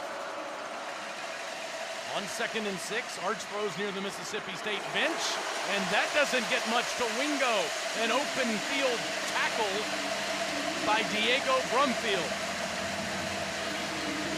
As much as we talk about the pressure, the open field tackling for Mississippi State, this defense has been outstanding. They're trying to get the ball to Wingo out there quickly. You've got a bunch of receivers to the top of the screen to see if they don't try to create some type of disruption in the coverage. Now Wingo here at the bottom of your screen is a targeted receiver on that previous completion. Manning, that's a first down ball, and spinning is DeAndre Moore up to the 38. Alyssa, what did Coach Sark tell you? While I was waiting for him outside the locker room, I could hear that it was a very spirited halftime conversation from Sark and the rest of that team through the walls of the visitor locker room here inside the stadium. He said, we have to recalibrate. Too many self-inflicted wounds. I said, anything need to change offensively? He said, yes, we need to get back to what we were doing at the beginning of the game. Felt like they were in a good flow then. Manning hands it to Wisner. And he gets a couple of yards, maybe 2, into that heart of that Mississippi State defense. You think of this, Matt, back-to-back trips to the college football semifinals. Texas, the only team to make the playoffs each of the last 2 years. Best record in the SEC last year in the regular season at 7-1. But they're on the ropes here for the rest of the season, and what it's worth if they can't win this one today. On 2nd and 9, a line of scrimmage throw to Wingo, and Ryan takes off. Wingo still on his feet inside the 15-yard line. Kelly Jones saved the touchdown. Well, that's what Coach Sarkisian was talking about. Let's get back to the way we started. How about a couple of these quick throws to the perimeter and let our playmakers do the work? 60-yarder from Wingo to start the game, 42 more right there. We caught Mississippi State in a pressure. They're trying to spin a safety down to try to make that coverage, and Wingo makes the Bulldog defense pay. It's Wisner. And he stays on his feet until he's inside the 10.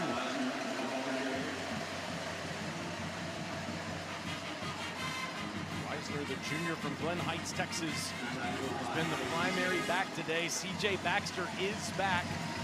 Baxter, just 6 carries for 18 yards. It's been really quiet in the ground game for Texas this entire ball game. Have not really been able to get them going at the running back position. Manning with time takes off and is down. Back at the 11, Travion Williams. Wow. Surprised they didn't get him for tripping. Travion Williams sticks out his leg. Check that. DJ Reed ends up tripping Arch Manning. I guess they say it's maybe deeming it incidental. Regardless, able to get the scrambling quarterback and Manning on the ground. We saw this earlier in a similar spot on the field. They tried to get it to Ryan Wingo, who is not on the field right now for Texas. That was an obvious penalty on Mississippi State. Instead, it's a night tackle for loss. And now pressured Manning, able to get out of there and throw it away. Mosley was in the neighborhood. Manning goes to the ground. As Silla was in his face again, and now Texas will have to settle for 3. He asked Coleman Hudson, who's your best blitzer? The first guys he mentioned was Malik Silla. He's just able to get upfield right now inside the block of Brandon Baker, the right tackle. Just did not identify it quickly enough. His assignment and protection. That has been the story. We talked about it coming out of half. Mississippi State's ability to pressure Arch Manning in passing situations. Mason Shipley just inside 30 yards. In fact, it'll be 29. Play clock is expiring, and they have reset it now. Bomeister to hold it. Lance St. Louis to snap it, but hold on.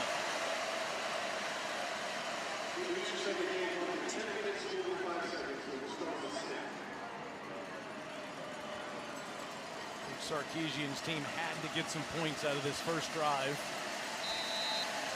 You can say they should have had a 1st and goal on a penalty not called on DJ Reed for tripping, instead of settling for this chip shot field goal.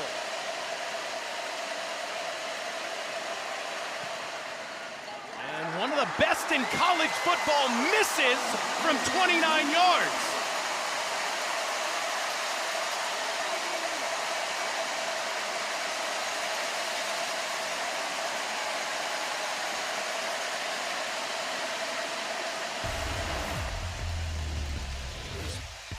Perfect inside 50 yards this season, but he hooks it from 29. State is still up 10.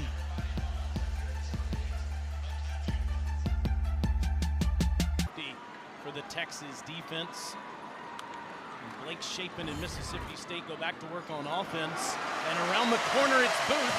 And Devon Booth with a 1st down run on this first drive. Booth approaching 90 yards rushing on the day. Shapen is thrown for 186. And the Horns don't have Michael Taft. Surgery on Monday. Injured his thumb in the 4th quarter last week against Kentucky. May be back for the Georgia game in mid-November.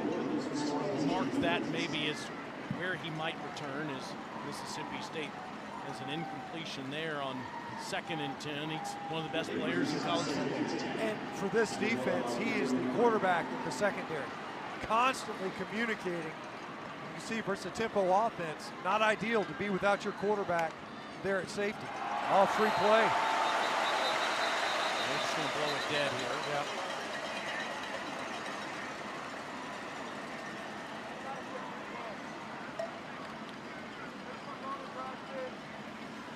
Offside, defense number 1, unabated to the quarterback. 5-yard penalty, remains second down. Down to Alyssa. Talk about how important Michael Taft is to this team. Even Jeff Lebby said, watching the tape, you can see that he is the primary communicator as far as getting some of the younger guys in position when offenses are going fast. He's been down here on the sidelines with an earpiece in as another coach, this time on the sidelines rather than on the field. And now on a second and 5, Booth is wrestled to the ground there. That's big Anthony Hill, the junior from Denton, Texas, with another tackle. Led the team in tackles for loss, and forced fumbles last year. It's 3rd and 5. These have been the downs, right? They've been able to find a way to get a conversion. A lot of completions over the middle of the defense. Jeff Lebby and Blake Shapen will slow it down here. Shapen facing pressure, can't escape, dives, and he's going to be about a yard short. Hero Canoe on the tackle, and it's 4th down again. And you're up 10 in the game. Do you go for it on your own 40? The way that their defense, the way that Mississippi State has been playing defensively. You read his lips there. Yeah. Punt. It's the right call, Matt, with this lead. I mean, it's not a necessary risk. We saw this earlier, about the same spot on the field. So Jeff Lebby's frustrated. Former O-line guys like, man, I want to go for it with one. Pulliam has punted now for a 4th time. Hasn't really given Niblett a chance yet. Niblett has one here, but can't get away. 48-yard punt, no return. Texas is down 10 in Starkville.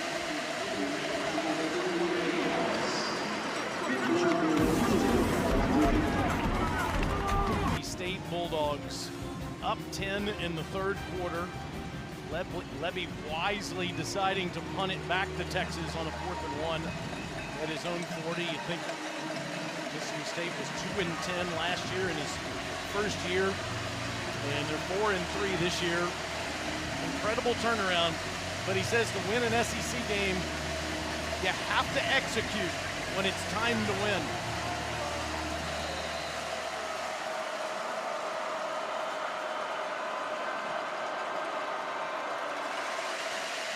C.J. Baxter hasn't gotten free yet, and he gets a couple up to the 14-yard line.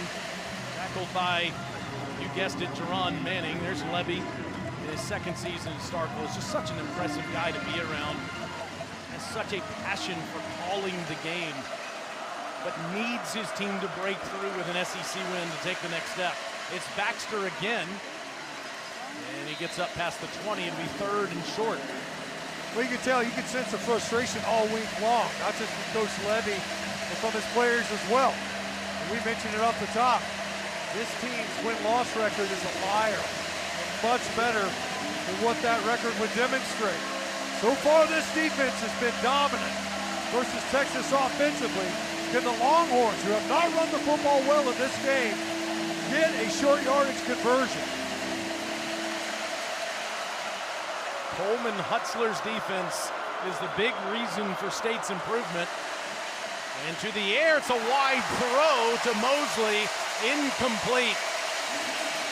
Texas offense goes 3 and out against Hutzler's D. Well, Taylor, the tale is you've got a chance to try to slam it up in there with a running back, get behind one of those big offensive linemen. DJ Campbell back in there at right guard. Instead, you're trying to get it in there to Emmanuel Mosley on a slant. Mosley, see Arch, a little bit disappointed. That ball was out in front. Mosley looked like he wasn't quite quick out of the break. Bowmeister barely got that off. Anthony Evans will call for the fair catch on a 48-yard punt. Tonight at 7:45 on SEC Network and the ESPN app. Number 17, Tennessee, travels to Lexington to take on the Kentucky Wildcats here on SEC Saturday night, presented by T-Mobile. Any upset alert there for the Vols after the loss to the Tide? Kentucky gave Texas more than 4 quarters last week. I would say Tennessee offensively a little bit different place right now than Texas is, but for sure, Kentucky's very good about making you go the long way. Not going to give you up a ton of explosives and make the ball be completed in front of them. And in this game, you know, Sark is getting more and more frustrated offensively. Gayton, they fake it to him, it's incomplete. Trying to find Evans on a slant that's thrown wide. Steve Sarkisian, phenomenal, winning 15 of the last 17 conference games in the SEC and the Big 12, and that long losing streak for Mississippi State. Eligible downfield player, offense number 72. 5-yard penalty from the previous spot, repeat first down. That goes on the center, Cannon Boone. State with a 10-point lead here. South Carolina leads Alabama in the 4th quarter. That's incredible. And Vanderbilt's on the doorstep against Missouri with only a few minutes to go in a tie game. So all sorts of craziness happening in this mid-afternoon SEC window. God, parity. Tons and tons of parity. Shapen, easy throw to Williams. And Aiden has his 3rd catch, a first down ball. Made it in front of the freshman, Grayson Littleton. You can see nice run after catch as well, and now you can jump into the tempo once again. 18 yards to Williams there. Fake to Gayton, Shapen over the top, incomplete. Second time on this drive, he tried to find Evans over the middle and couldn't do it. Same route concept where he hit Evans earlier in the game. Brennan Thompson's underneath, buys the eyes of the linebackers who check up enough. Brennan Thompson's going to get a lot of people's attention. And Davis, once again, Evans rather sneaks in behind the coverage, that time just a little bit out in front of him. A couple of throws, narrowly missing completions there to Anthony Evans. Shapen throws to the other sideline, and that's one of their big targets. Ricky Johnson on the catch there, the freshman from Warner Robins, Georgia. Just his 2nd catch of the year. Big though, literally from a length standpoint, 6'2". Guy that we've seen hadn't gotten a ton of looks in this offense. After that last play, Anthony Evans, who substituted out, put Johnson in. 3rd down. And Shapen takes off. He's going to be short by a couple of yards, and this is again that area of the field where you'd think Jeff Lebby will keep his offense on the field. It is. We have seen Blake Shapen punt it. We saw that last week from a similar spot down in the swamp. And as we mentioned earlier, given the way the defense is playing for State, do you want to risk it conceding good field position to your opponent?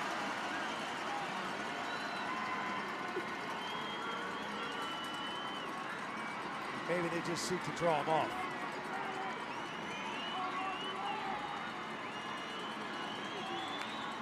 Wow. They are running it.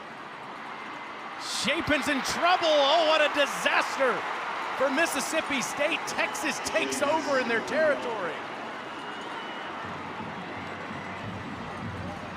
Jeff Lebby was not happy. He went after Anthony Evans right now. Multiple shifts, and it looked like Shapen also upset coming over to the sideline. Wow, ill-fated. We already talked about it. Even if you throw the ball away, you're giving away the ball at midfield. Instead, you lose even more yards. You can tell Shapen clearly wanted to get it to Anthony Evans, and look at him. Immediately, he's like, hey. January and Hero Canoe give the ball to their Texas offense in Mississippi State territory. Can Manning make them pay? Sideline ball, a good one down to the 35 to Emmett Mosley, the 5th, for 8 yards. Now, I get your MO. You want to be aggressive. But conceding that much yardage to a team that offensively is really struggling. Now you ask your defense to step up. Weisner on 2nd and 2. Ground game just can't do anything. Almost nothing. Brandon Jennings with the tackle. Very little to no help out of the offensive backfield. And once again, another great job right at the line of scrimmage by Jennings. Texas has 47 yards rushing in the game, which is why Manning will throw. And he's going down. Red Hippler.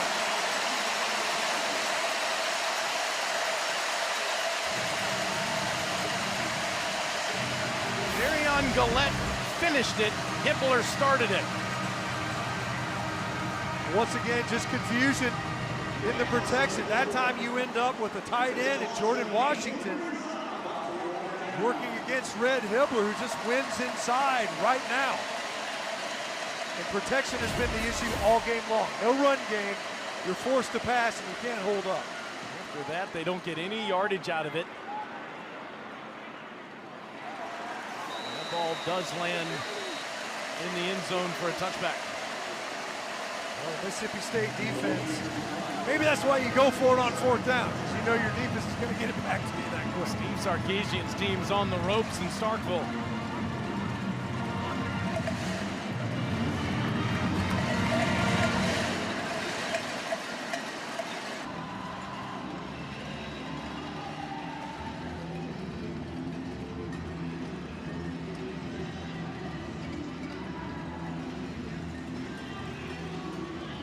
Wow. Dari, is that the same football team that we saw last week against the Oklahoma Sooners? It's just wild each week in the Southeastern Conference. Vandy and Mizzou tied at 10. And Mississippi State up 10 on Texas here in Starkville. It's Booth.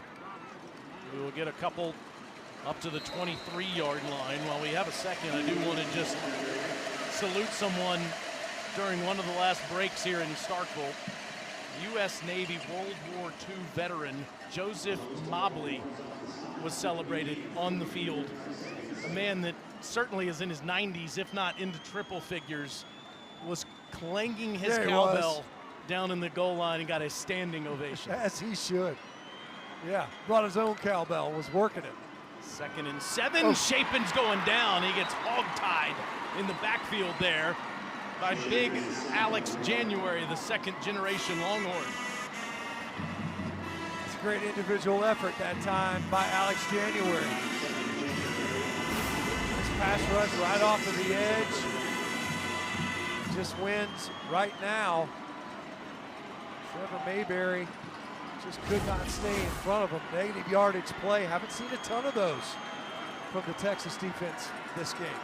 Mike played for UT in the 80s. Now 3rd and 13 for Shapen. Surveys and goes underneath to Booth, who has blockers, and he's got a first down.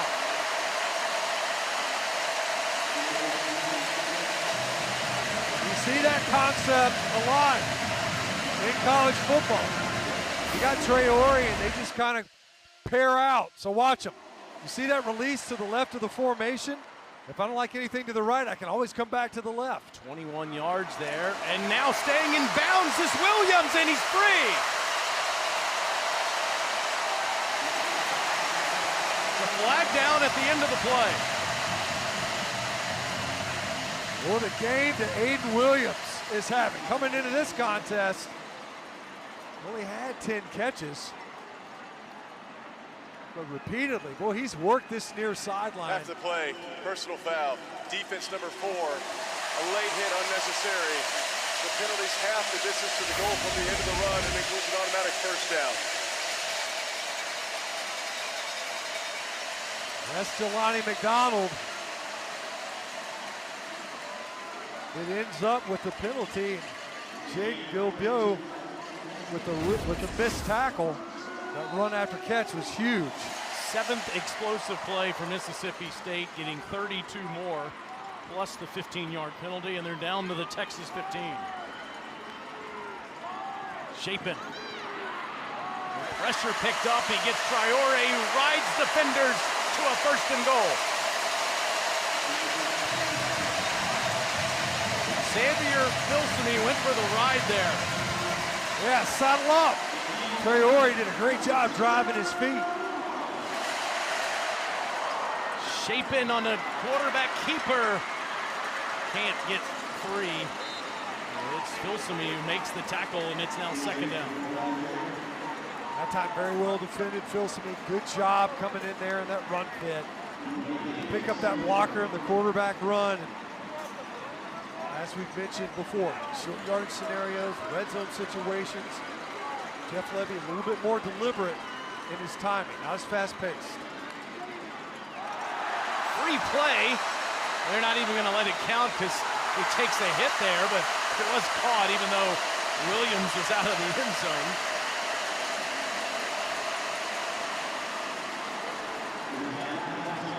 Flags came out. Chapin still ends up getting grilled. Aiden Williams is saying, hey, I caught it. Bill Judge is saying, no, in fact, you did not. Didn't matter. It was whistled dead. Offside. Defense number 98 with contact. The penalty's half the distance to goal. Remains second down.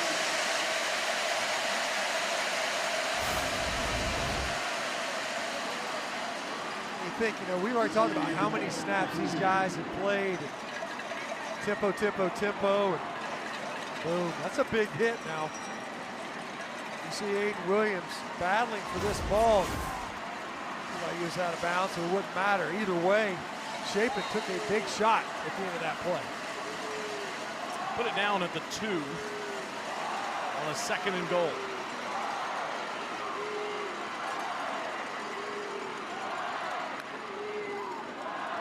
Booth, no. Loses 2, maybe even 3 yards. Trying to go at the heart of that UT defense. Ethan Burke, senior from Austin in there. Ethan Burke, great job. Just a couple times we've called his name. He's been able to win underneath the blocks. And look, we've seen teams test the Texas interior defensive front in this low red zone area. Ask Kentucky. There's not a lot of running room.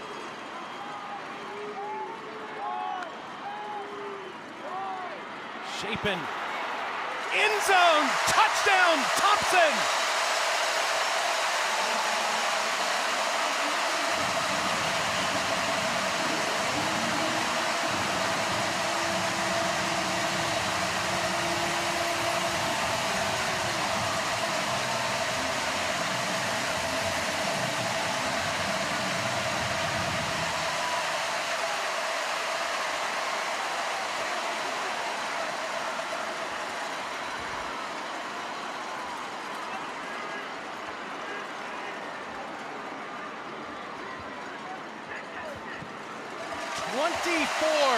Unanswered points.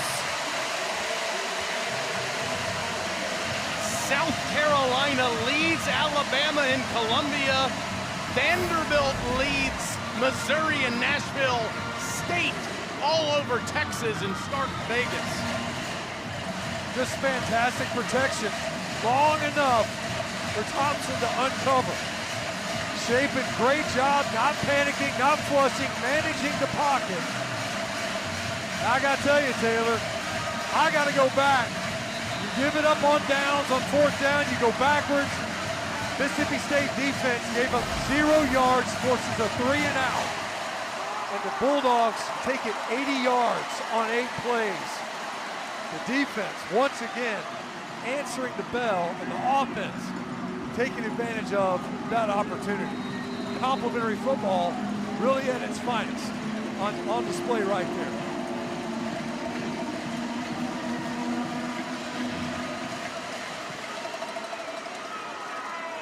Returnable ball at the 5 by Niblett.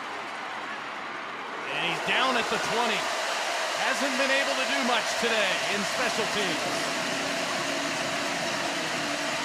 Well, much was made all week about the Texas special teams. Jeff Lebby repeatedly said, hey, I gotta tell you, we think our special teams is pretty good too so far this year. And I will say in this game, they have done an excellent job. Remember, they did get that field goal block.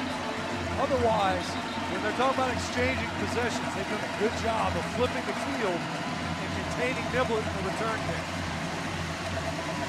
We have a wild finish in Nashville and in Columbia going on. Alabama's just tied it up against South Carolina. Wow. Vanderbilt clinging to the lead against Mizzou, and Texas needs to get to work here. Manning throws a great ball to the sideline. It's caught by Emmett Mosley as we come towards the end of the third quarter in Starkville. You see they'll probably play for quarter here, but a nice drive starter on that completion. They might get one off. They do. And it's Baxter, who hasn't been able to do much today in the Texas ground game. Just 41 yards rushing for Texas through 45 minutes. Mississippi State in every phase has dominated Texas today, looking for their first SEC win in 2 years. They have the lead over number 22 Texas, headed to the fourth.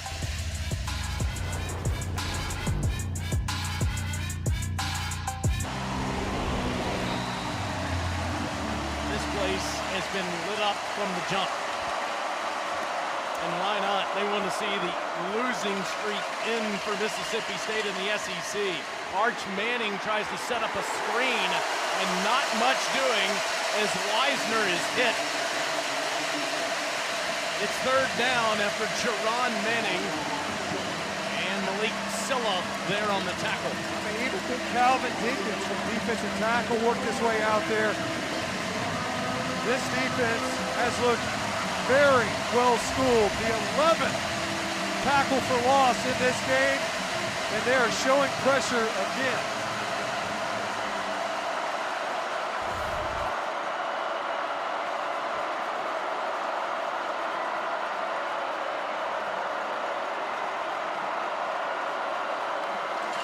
On 3rd and 10, Manning,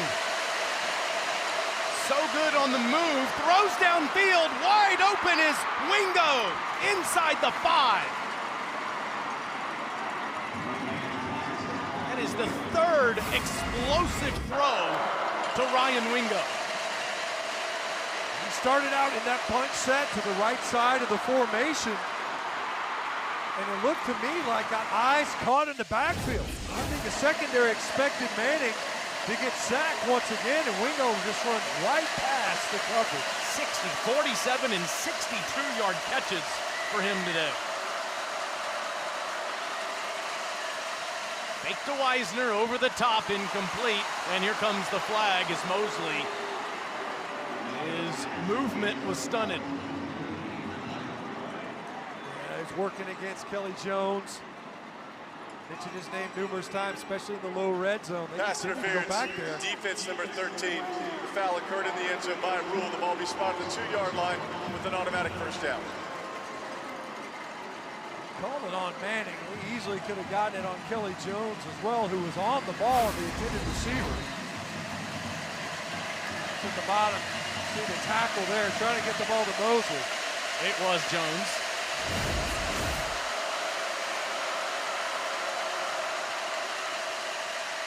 Arch throws to the pylon, incomplete, and more flags on the field.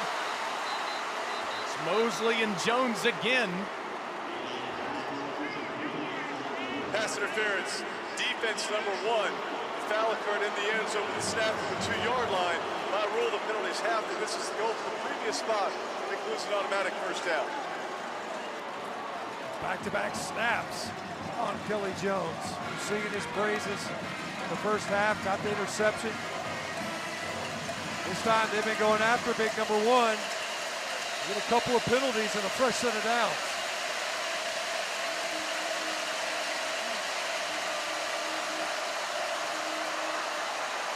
Movement by the Texas front. False start, offense number 81. 5-yard penalty, remains first down. Alyssa, can you hear me? Yeah, guys, the end zone that Texas is trying to punch it in is right in front of the loudest area of the stadium between the cowbells and the students. Now the rain coming down for the first time in a little while here.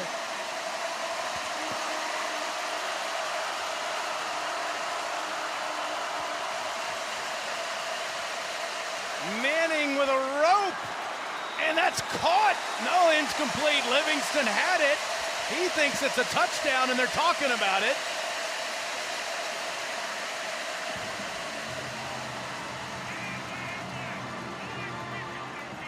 Really on the field, his receiver had possession of the ball with 1 foot in bounds. Touchdown. Sure looked good in real time. Livingston already with one today from his roommate, looking for another. I'm sure they'll take another look up here. Move the pocket because protection's been so difficult all game long. And does Livingston, does he have possession with a foot in bounds? I don't know. Is that left toe still in bounds when he possesses the football? The right toe does not drag. Maybe that left toe does. Ruled a touchdown on the field after a conference among the officials. The replay booth has it now. That's close. I don't know that there's enough to overturn that, and there isn't. So, touchdown Texas.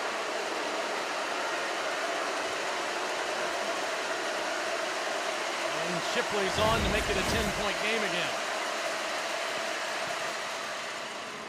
There's been so much made of Arch Manning and his poise. He was 4 for 4 for 82 yards on that drive. Ball because Ryan Wingo's been the story most of this football game. 3rd and 10. Roll to his left, found one of his favorite targets. Really, most of the offense has been the number one. Then goes back to Parker Livingston. Able to drag that toe to get that touchdown and make it a 2-possession ball game. It's more yardage than the rest of the team does, and Mississippi State will get it at the 25. Dari Noko, we have pandemonium in the mid-afternoon in the SEC.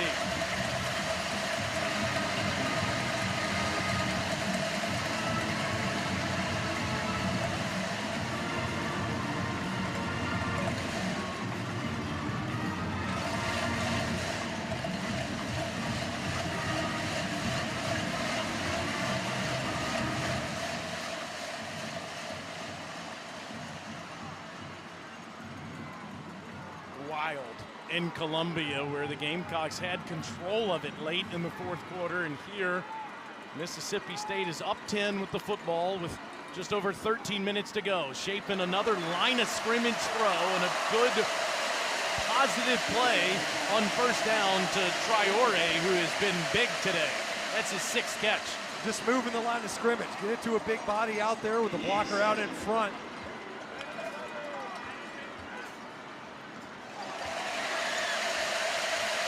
And that's a first down to Evans. And Evans is out near the 38. Wardell Mack on the tackle. That is Evans' 4th catch. He has at least 4 in every game this year. Shapin with a shovel. It's Booth that's off to the races. He's gone.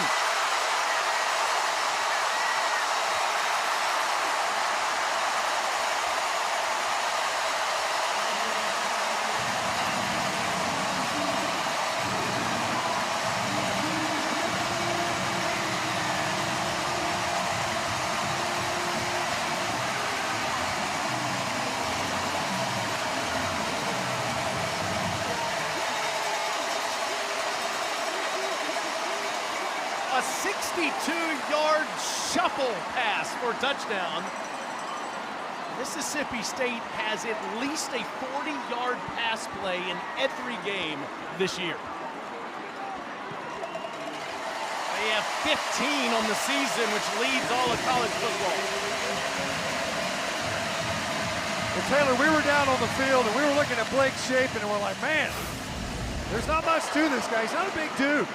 But boys, he's done a great job of just sliding around in the pocket, great awareness.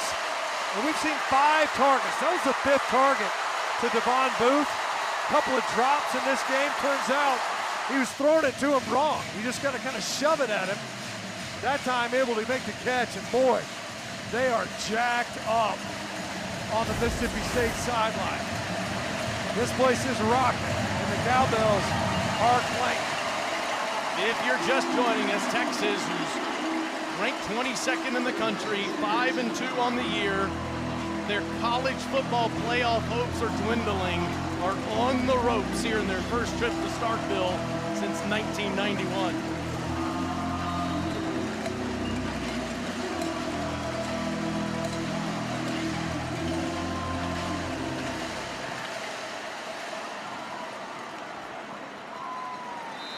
All right, Dari, you told us about the Tide and the Gamecocks. What's going on with Vandy and Mizzou?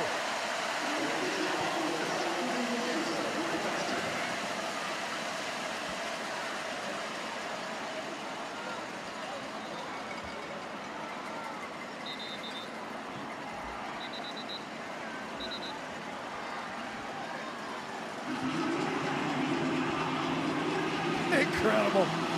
Wow.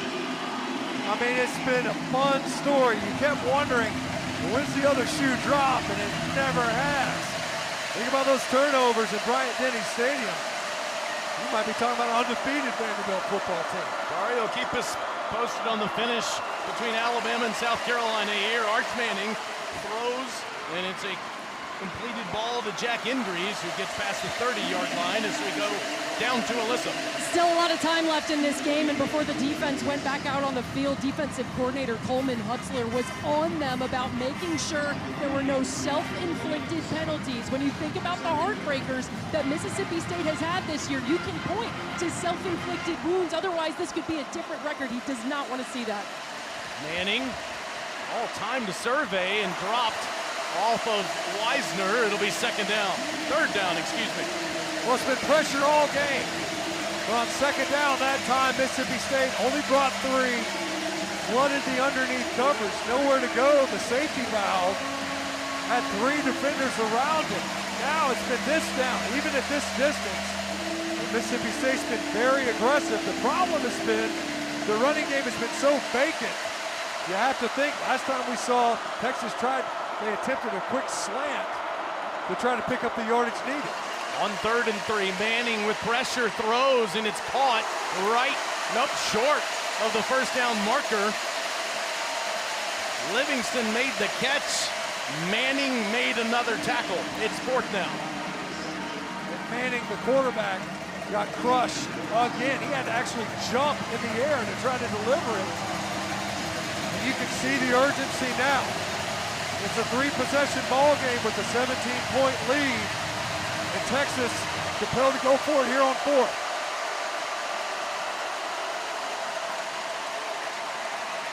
Manning throws, incomplete. There is a flag down. Personal foul, roughing the passer, defense number 6 with the second act. 15-yard penalty includes an automatic first down. Deontay Anderson called for that personal foul. Well, so there's the penalty that Coleman Hutzler is talking about. That type of penalty, we just can't have it. You saw it earlier, take a field goal off the board, and you allow Texas to score a touchdown. Obviously, position coach is going to get after it. Coleman Hutzler's got to keep coaching his defense. Just a really poor decision. At the end of this play, you pull up, you don't make contact. And it's Wisner inside the 47, down near the 46. Under 11 minutes to go in the game. Texas only 46 yards rushing in this game today. And really, outside of the big plays, the offense has been stagnant. Manning, he throws against his body, incomplete. You tell he was kind of expecting, it looked as if he was expecting Wisner to work back with him.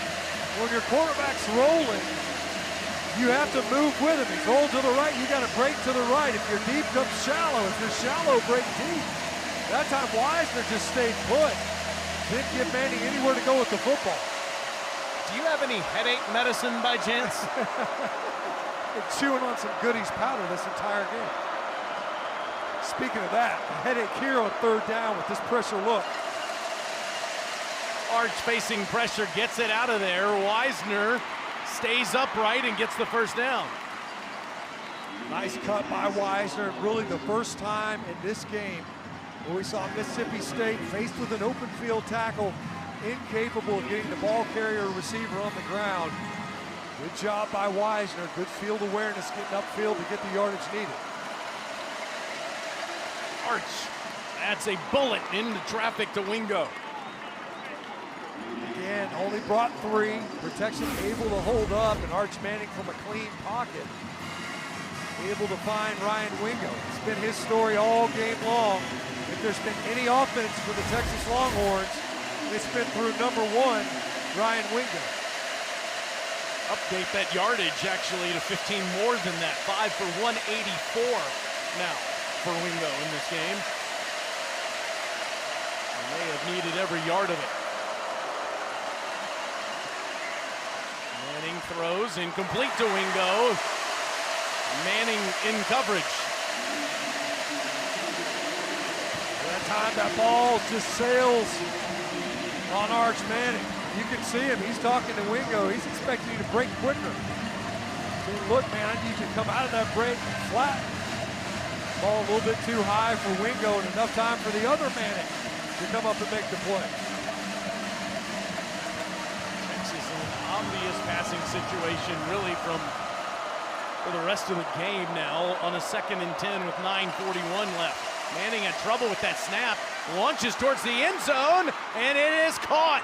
That's a touchdown for Emmett Mosley. 21 yards for the sophomore transfer from Stanford.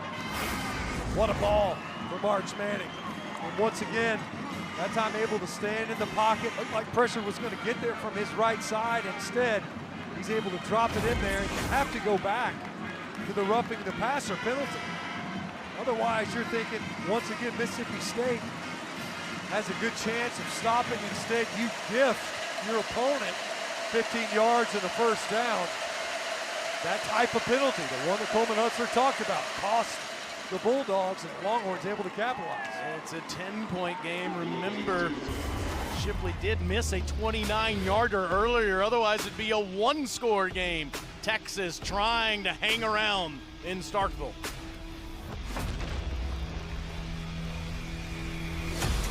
McCabb, and in part by T-Mobile 5G home internet.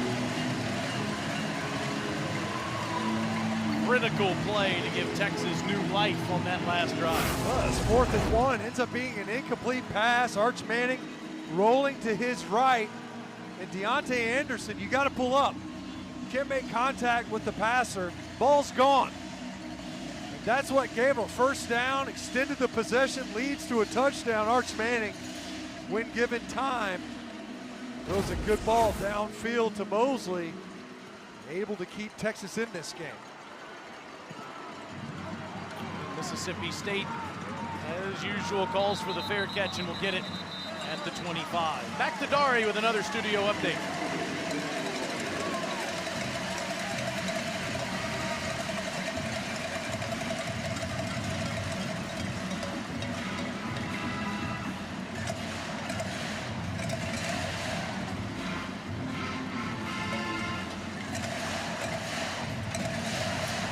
Here in Starkville, Mississippi, we're upstairs in the booth.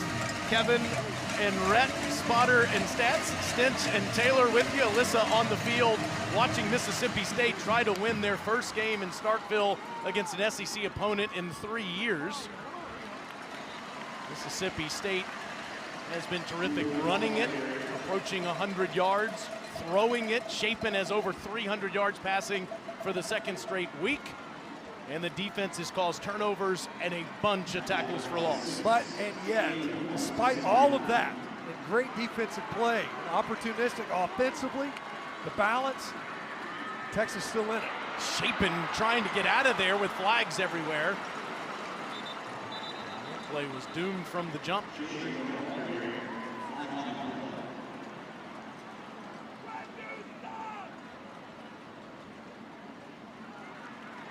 Steve Sarkisian here, do you decline this and make it 3rd and long or take the penalty?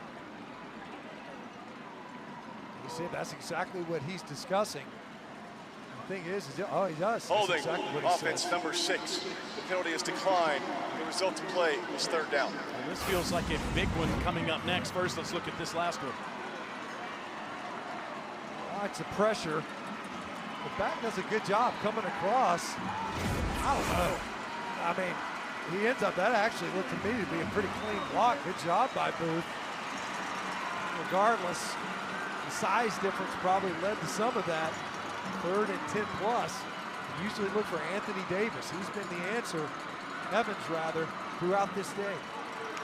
3rd and 12 for Shapen, and he's down. He takes a huge hit. Anthony Hill. Texas forces a 3-and-out, exactly what they needed, and this one is far from over. No, absolutely it is. Think about the big plays. Great job. So watch, you're going to end up kind of stunting. It's a little twist on the inside. Hill starts. Does a great job getting upfield quickly. It involves the running back. Dangerous punt returner here. Ryan Niblett hasn't gotten free yet today. It's a good kick by Pulliam that's going to take Niblett back to his 30-yard line. And Niblett runs into his own man shy of the 40. Well, Taylor, we've seen this multiple times in this game. The offense, maybe a quick possession, hadn't happened a ton. They can turn the ball over on downs. The Mississippi State defense has found a way to get a stop. Would have stopped Texas on the previous possession were it not for the personal foul penalty roughing the passer. Now they need another answer, and because Texas has stayed in this thing fighting, the big playmaking in the passing game, the Longhorns still with an opportunity to climb back into this game.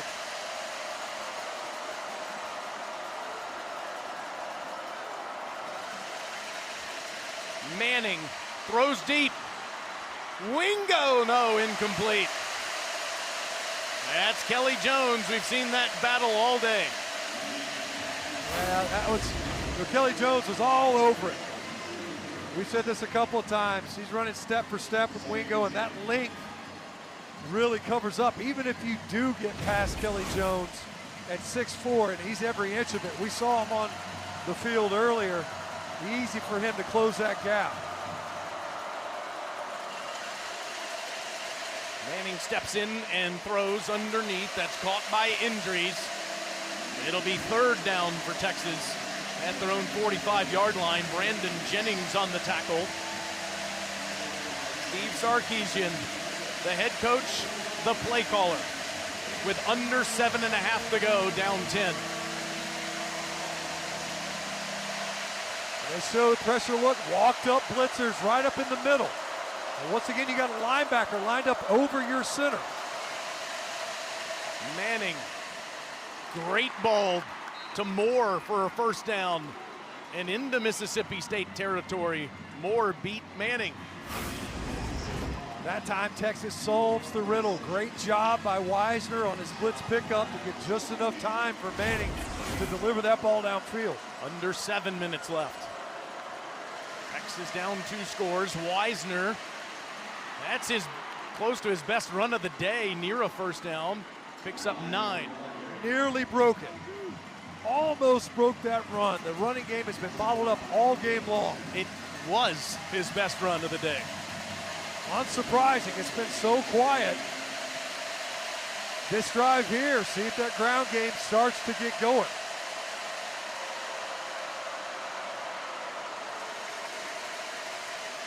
Manning wants to go deep. Incomplete.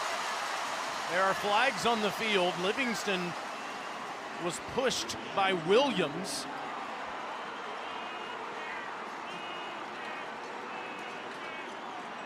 You could see about 10 There yards. are fouls by each team in the play. Holding, offense number 76. Pass interference, defense number 15. Those fouls offset. Replay, 2nd down.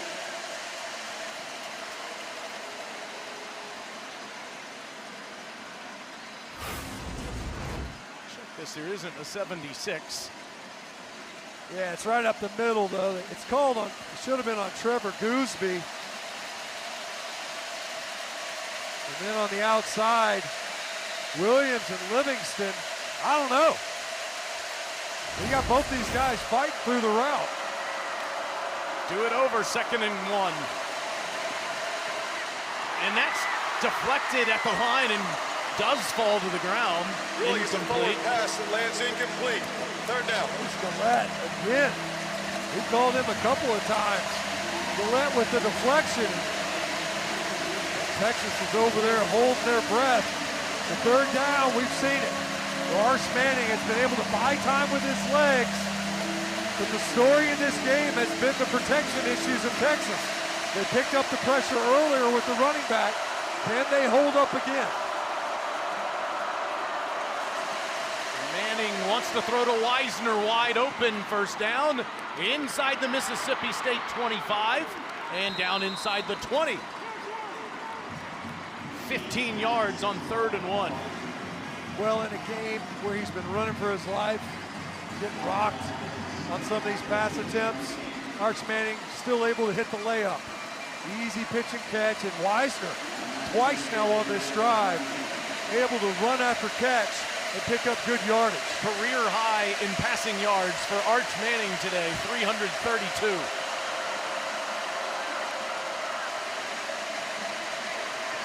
He throws, and it's incomplete, looking for Wisner again. Ron Manning has been everywhere. 5:28 left. Texas does have all 3 of their timeouts. They're down 2 scores. Taylor, on this drive, Texas has figured it out. Now, whether it holds up is a different story, but the protection has been much stronger. Manning's been able to stay on his spot. That time, just a little too tall for Wisner. But this has been the best the protection has been of any offensive possession tonight. On 2nd and 10, Manning throws wide open. Livingston puts his foot in the ground and makes it 1st and goal. Well, it hasn't been Wingo, it's been Livingston. That's been the story in this game. Passing attack, Wisner with a couple of contributions, but it's largely been those 2. Arch all day in zone. Incomplete. Injuries couldn't bring it to his body. Isaac Smith with the coverage. If that ball's out in front just a little more, looked like it might have gotten deflected coming out. That's a real wobbler. You have to have 3. You want 6. You're thinking right here, absolutely. What you can't have is an empty possession. Got to be smart right here, make good decisions. You've got a field goal in your back pocket. Manning, down he goes, back near the 9. Jeray Bledsoe, the former Longhorn. Bledsoe, one of those guys that they've picked up. Now we've seen it, especially in this drive, condensed part of the field, so the ball's got to come out a little bit quicker. Certainly help versus the pressure. We saw earlier on the touchdown throw, Texas moved the pocket from this hash to the field side to give Arch a little bit of time to throw on the run. 11th play of the drive. Manning facing pressure. That's a drop slant. Wingo has been outstanding today, but Texas will have to settle for 3. As good as Wingo has been in this game. We've had a couple now in this game where the ball hits him, he's got a chance to come up with the catch. That's a touchdown if he runs through it. Jason Shipley's one of the best in the game. He missed from 29. This is from 26.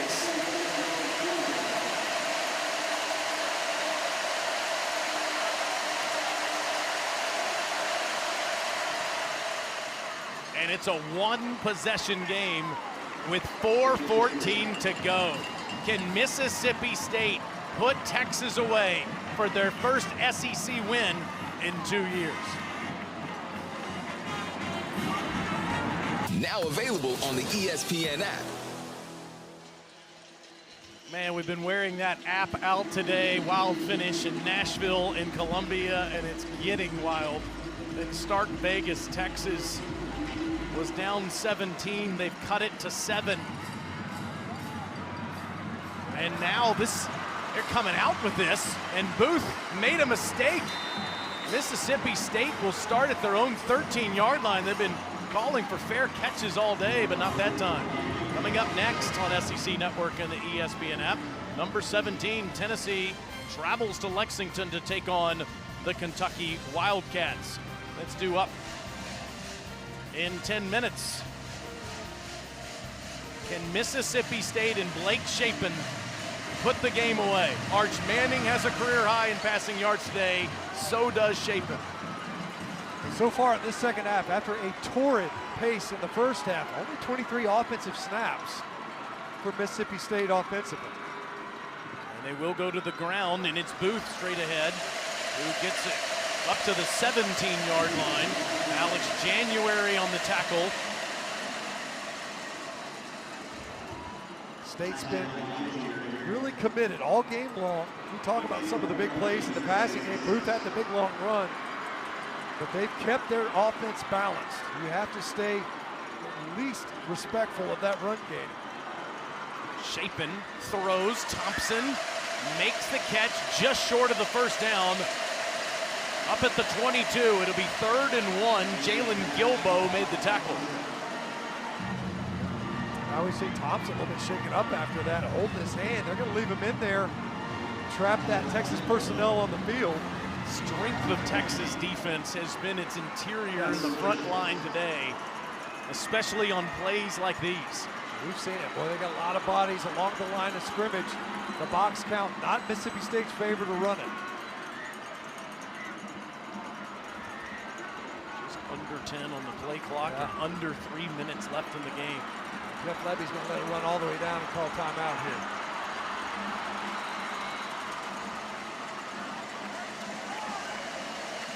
Mississippi State has called their first time out of the half. It's 30 What a seconds. big call here for the second-year coach, former offensive coordinator at Oklahoma. His alma mater came here to Starkville, 0-8 in conference play last year, 0-3 in conference play this year. And you think the decisions made in this game, been aggressive on 4th downs repeatedly here. Obviously a big 3rd down. You mentioned it earlier, Taylor. We touched on it. Mississippi State had the ball in the low red zone. How good Texas has been, and they've been tested repeatedly.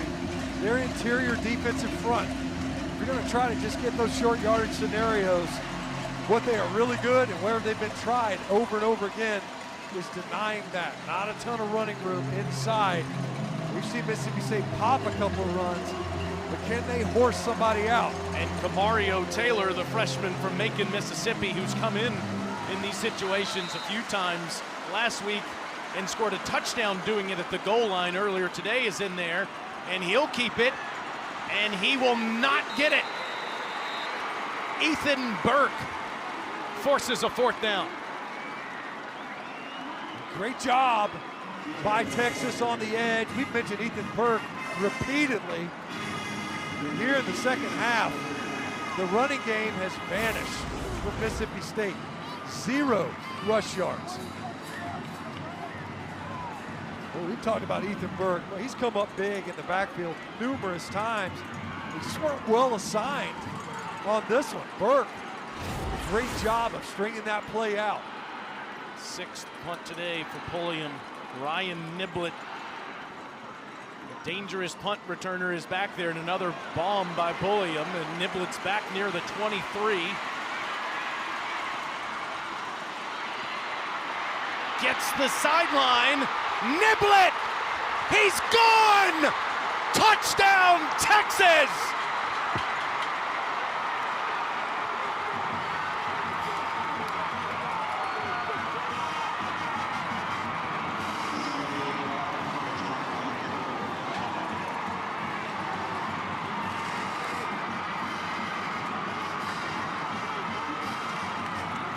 It's a week-by-week thing with him in special teams. He did it against OU, he did it twice against Kentucky, and he's topped all of those returns with a 79-yard return here, and Texas is an extra point away from tying it up. just remarkable. What a playmaker. What a weapon in the return game. He's been the difference. Difference versus Oklahoma, difference last week versus Kentucky. Maybe even the difference tonight versus Mississippi State. 24 fourth quarter points for Texas. Tie game. Try is good. This is the 2-minute timeout. Incredible. It was a bomb, like you said, from Pulliam, but when you kick it that far, you wonder, did you out-kick your coverage? Gunner can't get it down on the edge, and Niblett, what a great run, running through would-be tacklers. The sophomore from Houston, Texas, gives Sark new life. We are tied in Starkville. Starkville has been raucous from the jump, but it's a little rattled right now after this big Texas comeback, and that is a fair catch that Mississippi State will call, and they'll get it up to 25. You think of all these close calls they've had, especially this year against Tennessee. Could have won the game, instead of lost it in overtime to the Volunteers last month. After losing to Texas A&M, they had it, but then the interception that Blake Shapen throws to Florida's Makai Boro at the Florida 29. The Gators survive. Billy Napier did not, but the Gator team did. And now we're tied at 38. Texas trailed 38-21. Mississippi State back-to-back 3-and-outs the last 2 times they've touched the ball on offense. Shapen hands to Booth again, and Booth will get ahead to the 28. That's 3 yards. Ethan Burke on the tackle. Texas has all 3 of its timeouts. Mississippi State has 2.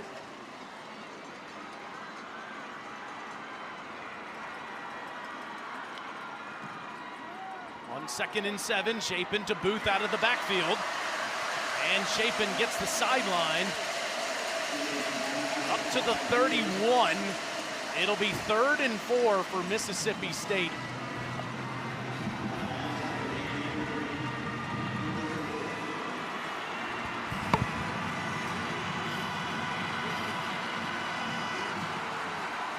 .120 left in the game on this 3rd and 4.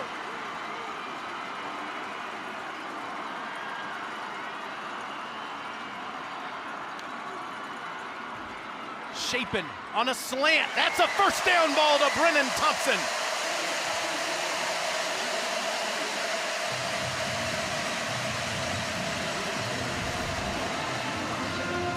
Thompson now with 6 catches on the day. Shapen throws again, and it's a good ball, and it's Evans into Texas territory. Kyle Ferry made a 55-yarder, a school record against Southern Miss. Needs about 11 more yards to give him a reasonable chance. Shapen, pressured, throws into the bench. Texas defenders in the backfield there. Alex January has lived back there in the second half.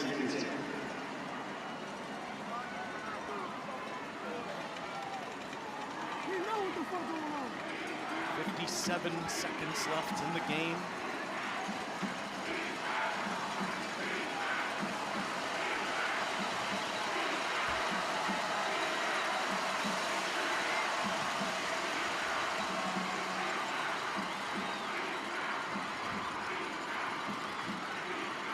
Shapen on a quarterback draw, and Texas tackles him down at the 42.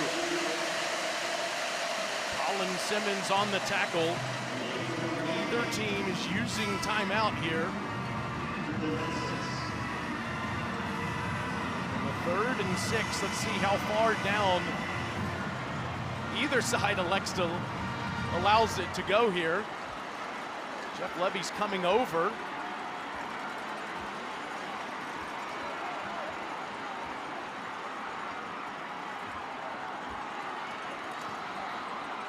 Shapen in trouble, lost the football and goes down.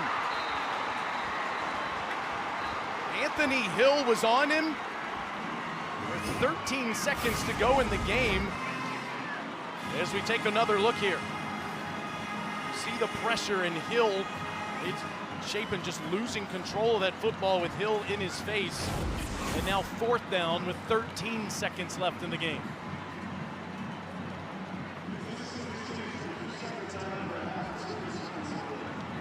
So now at midfield on a 4th and 10, and staring overtime in the face here, Mississippi State will call its 2nd timeout.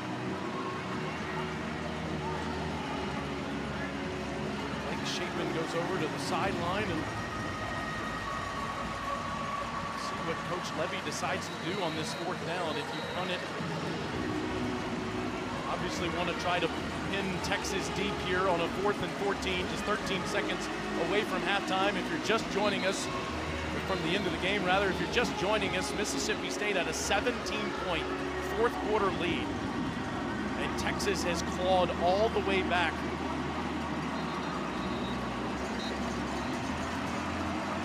Chapin and the offense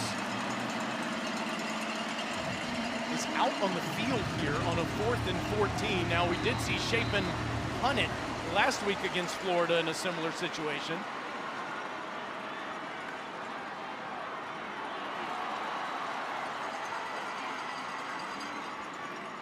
And now, play clock running down. Coach Levy is standing next to an official on the sideline.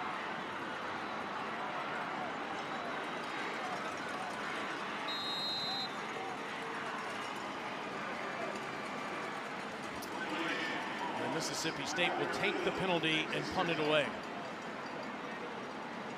Who took that timeout at the end of the 3rd?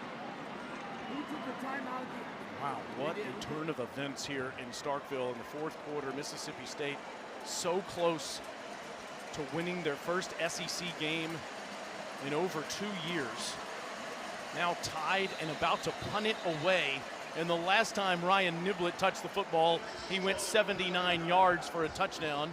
Steve Sarkisian will now call one of his 3 timeouts. Just a moment ago, 79 yards away when he fielded it at the 21-yard line, able to get the sideline, stay in bounds, and score his longest punt return of the season. 75-yarder in the Cotton Bowl a couple of weeks ago.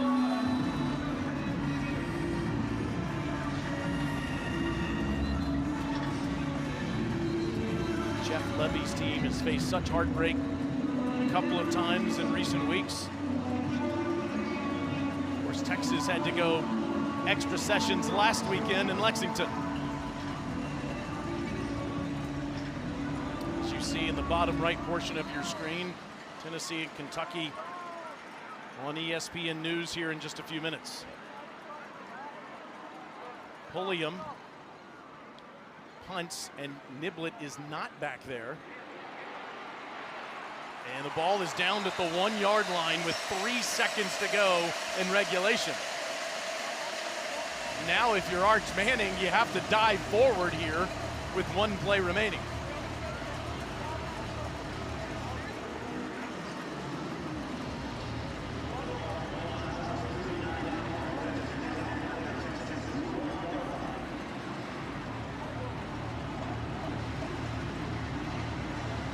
Sarkisian huddles his team up and has to make sure that his quarterback, Arch Manning, who has been outstanding in the second half, moves forward to stay out of that end zone and go to overtime.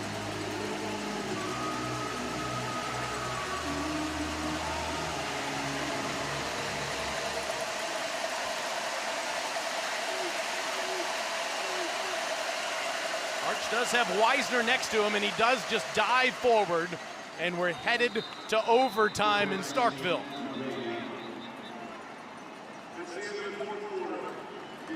What a turn of events here at Davis-Wade Stadium. Coleman Hutzler, the defensive coordinator for Mississippi State, trying to fire up his crew. Steve Sarkisian and his team were in a similar spot last week.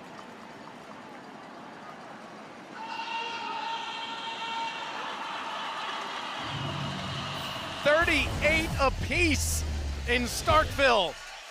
Mississippi State controlled it most of the game, but Texas has come fighting back. Stay where you are.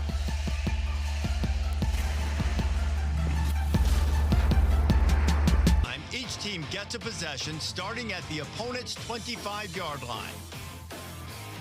If it goes to a second overtime, teams again start at the 25-yard line, but must attempt a two-point conversion after a touchdown with no extra points allowed.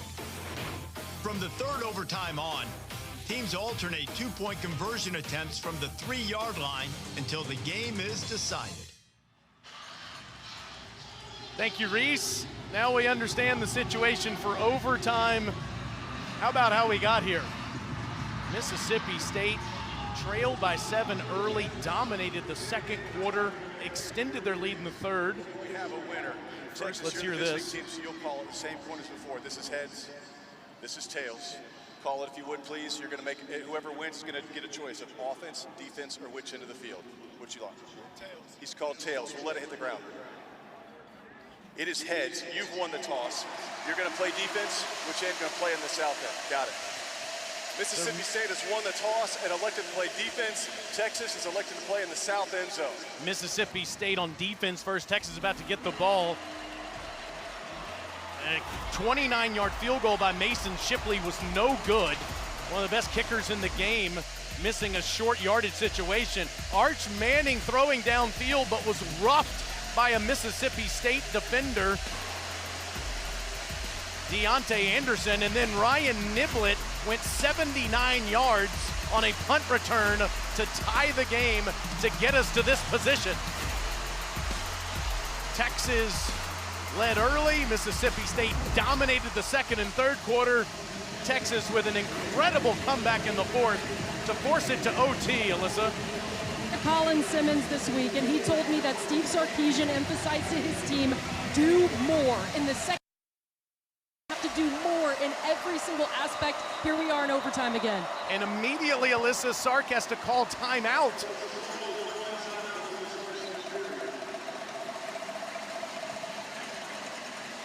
Clearly, there was some miscommunication there with the formation. Sarkisian talks to Jordan Washington, one of his tight ends there, and instructs Arch Manning in this offense. Manning has been brilliant. Both quarterbacks have.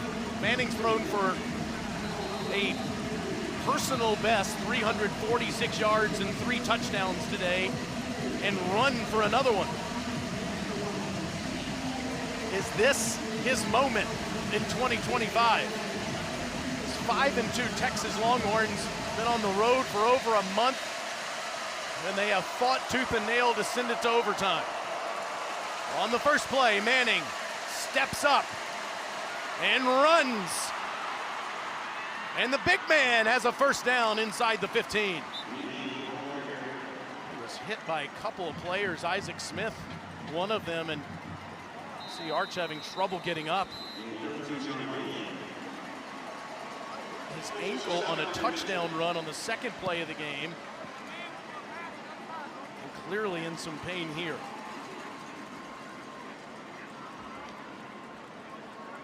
Here's Cooper, Ellen, and Olivia Manning watching. Smith with the hit.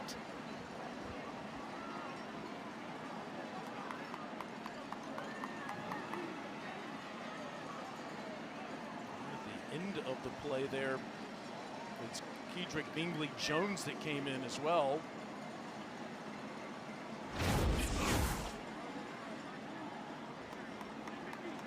6'4", 220 pounds.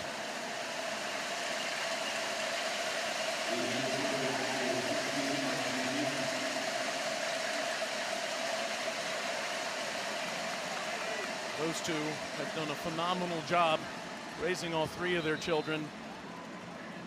And with Arch going out of the game, Texas will have to go to the bench. It's Matthew Caldwell, 7 of 10 on the season. The senior from Auburn, Alabama, who's played for 4 different schools, comes in overtime on the road in the SEC.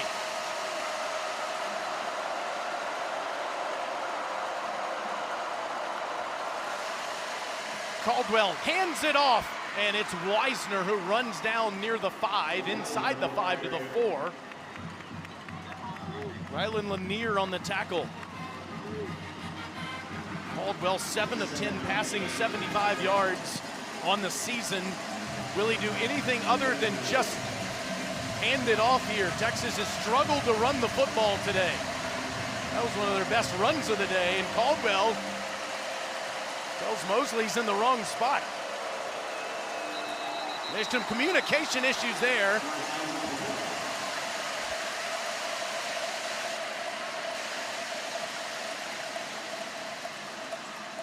Illegal snap, offense number 62, 5-yard penalty.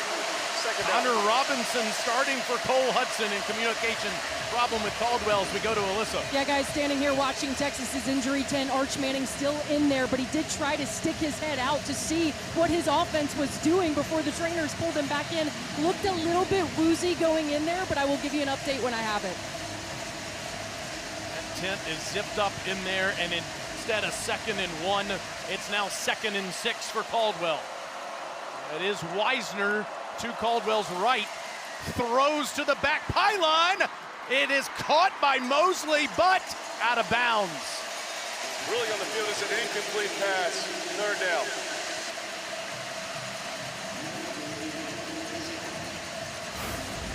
The ultimate timing ball here. Mosley had a step on Diego Brumfield. The ruling of an incomplete pass on the previous play is under video review. Timeout. They will look at this again. Now, is that left foot down?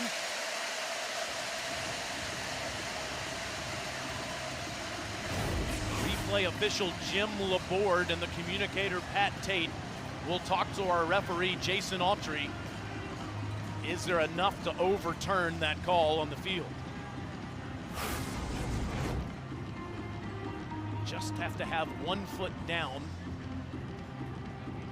Is that foot down with the left foot down while he possessed the football is the question.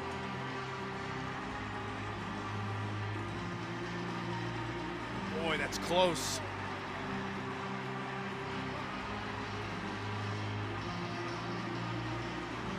This might be the best look. Does he have control of the football as he's bringing it to his body with his left foot inbounds is the question. Feels like the ultimate judgment call to make there. But again, remember, the call on the field is incomplete.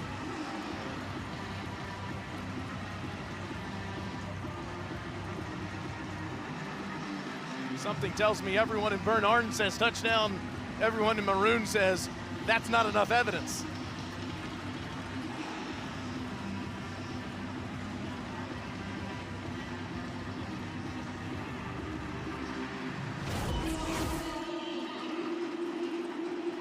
Mosley sure thinks he got it. Sophomore pre-med major came over from Stanford. His parents were both great athletes at Notre Dame. Showing it on the big screen, and he thinks it's enough.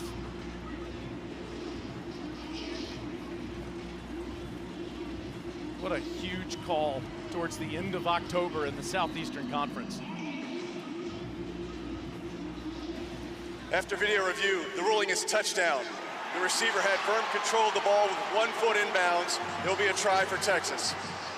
First lead for the Longhorns since 14-7 early in the 2nd quarter on a Matthew Caldwell touchdown pass to Emmett Mosley.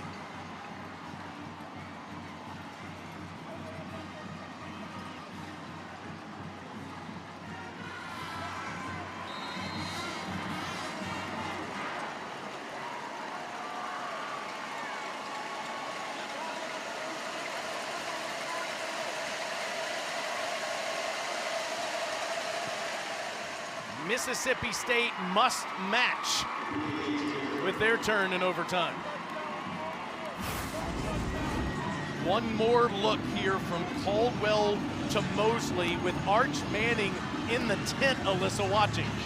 Still in the tent, Taylor. I'm standing here on the Texas sideline watching for as soon as he comes out. But obviously, Mississippi State about to go back to work. And as I told you a few minutes ago, Steve Sarkisian's message to his team all day, or all week I should say, was do more. Just a little bit extra for when you get down into the second half of the season and you have to fight and claw for these road wins like they did a week ago. For Mississippi State, as I was talking to these guys this week, Blake Shapen said, we know we're so close to the dam breaking. We've been so close against Tennessee, then again against Florida. They truly feel like they have the makings of using this as a momentum swing today.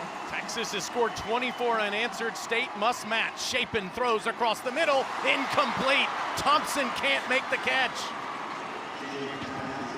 It was thrown a bit behind him.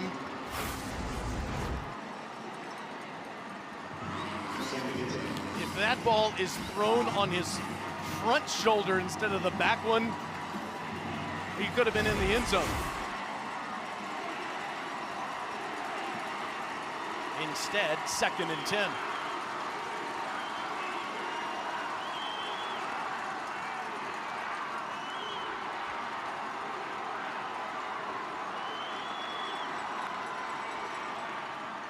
Shapen facing pressure, throws to the corner and incomplete. Thompson can't make the grab. Coverage by the freshman Grayson Littleton. Starkville is stunned with what's happened since 12:29 to go in the fourth quarter. It was 38-21 Mississippi State. Texas has scored 24 unanswered points, and they're a stop away from winning.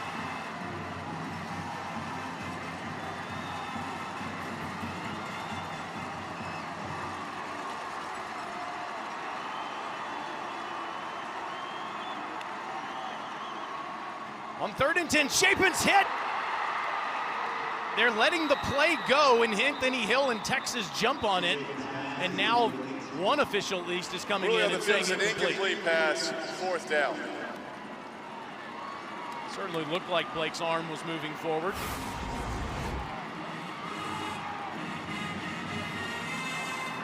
And it was. Colin Simmons with the big hit there, and now State is on the brink. Must get past the 15 to keep the game alive. And their flags, and it's going to be 4th and 15 instead.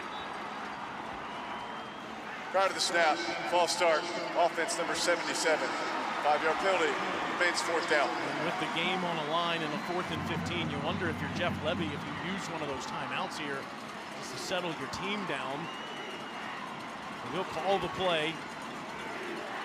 This Texas sideline down here, Taylor going absolutely nuts. They are cheering for a Texas defense that has been on the field a whole heck of a lot over the last 3 games. Another overtime matchup tonight. On 4th and 15. More procedural issues. False start, offense number 72.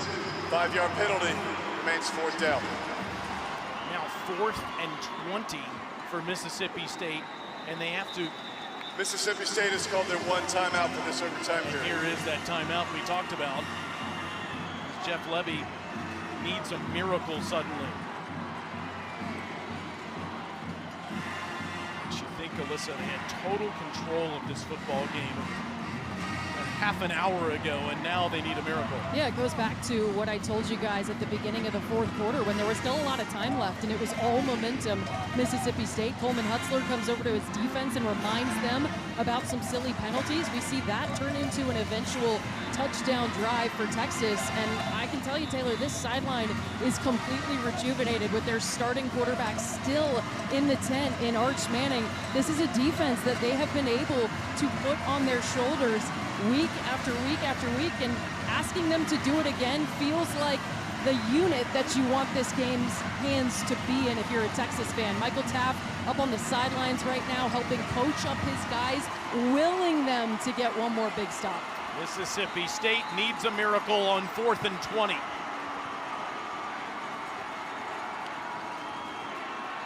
Shapen facing pressure. trying to get out of there. He can't! Texas ends the game with an Ethan Burke pressure. What a miracle win at Mississippi State for the Texas Longhorns in overtime.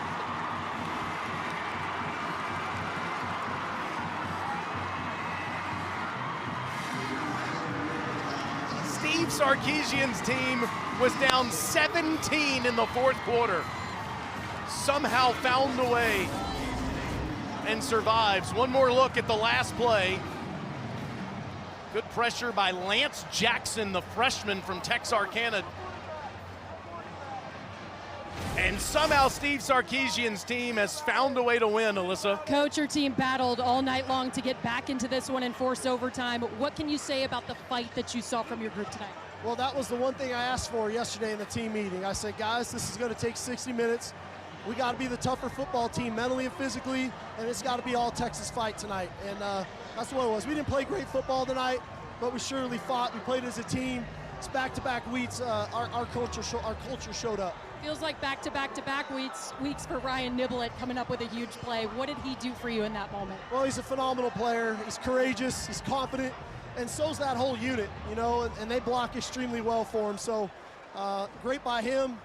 It's been a month on the road. Can't wait to get back to Austin, get back to DKR next Saturday. Thanks, Coach. Congrats. Thank you. 42 days on the road. They go play Vanderbilt next Saturday at 12 o'clock Eastern on ABC. They outscored Mississippi State 24-0 in the final 9:34 of regulation and overtime. Mississippi State has lost 16 straight SEC games. Again, our final score, Texas 45, Mississippi State 38. We send it out to Lexington for Tennessee and Kentucky. For Matt Stinchcomb and Alyssa Lang, I'm Taylor Zarzour. Here's Tom Hart.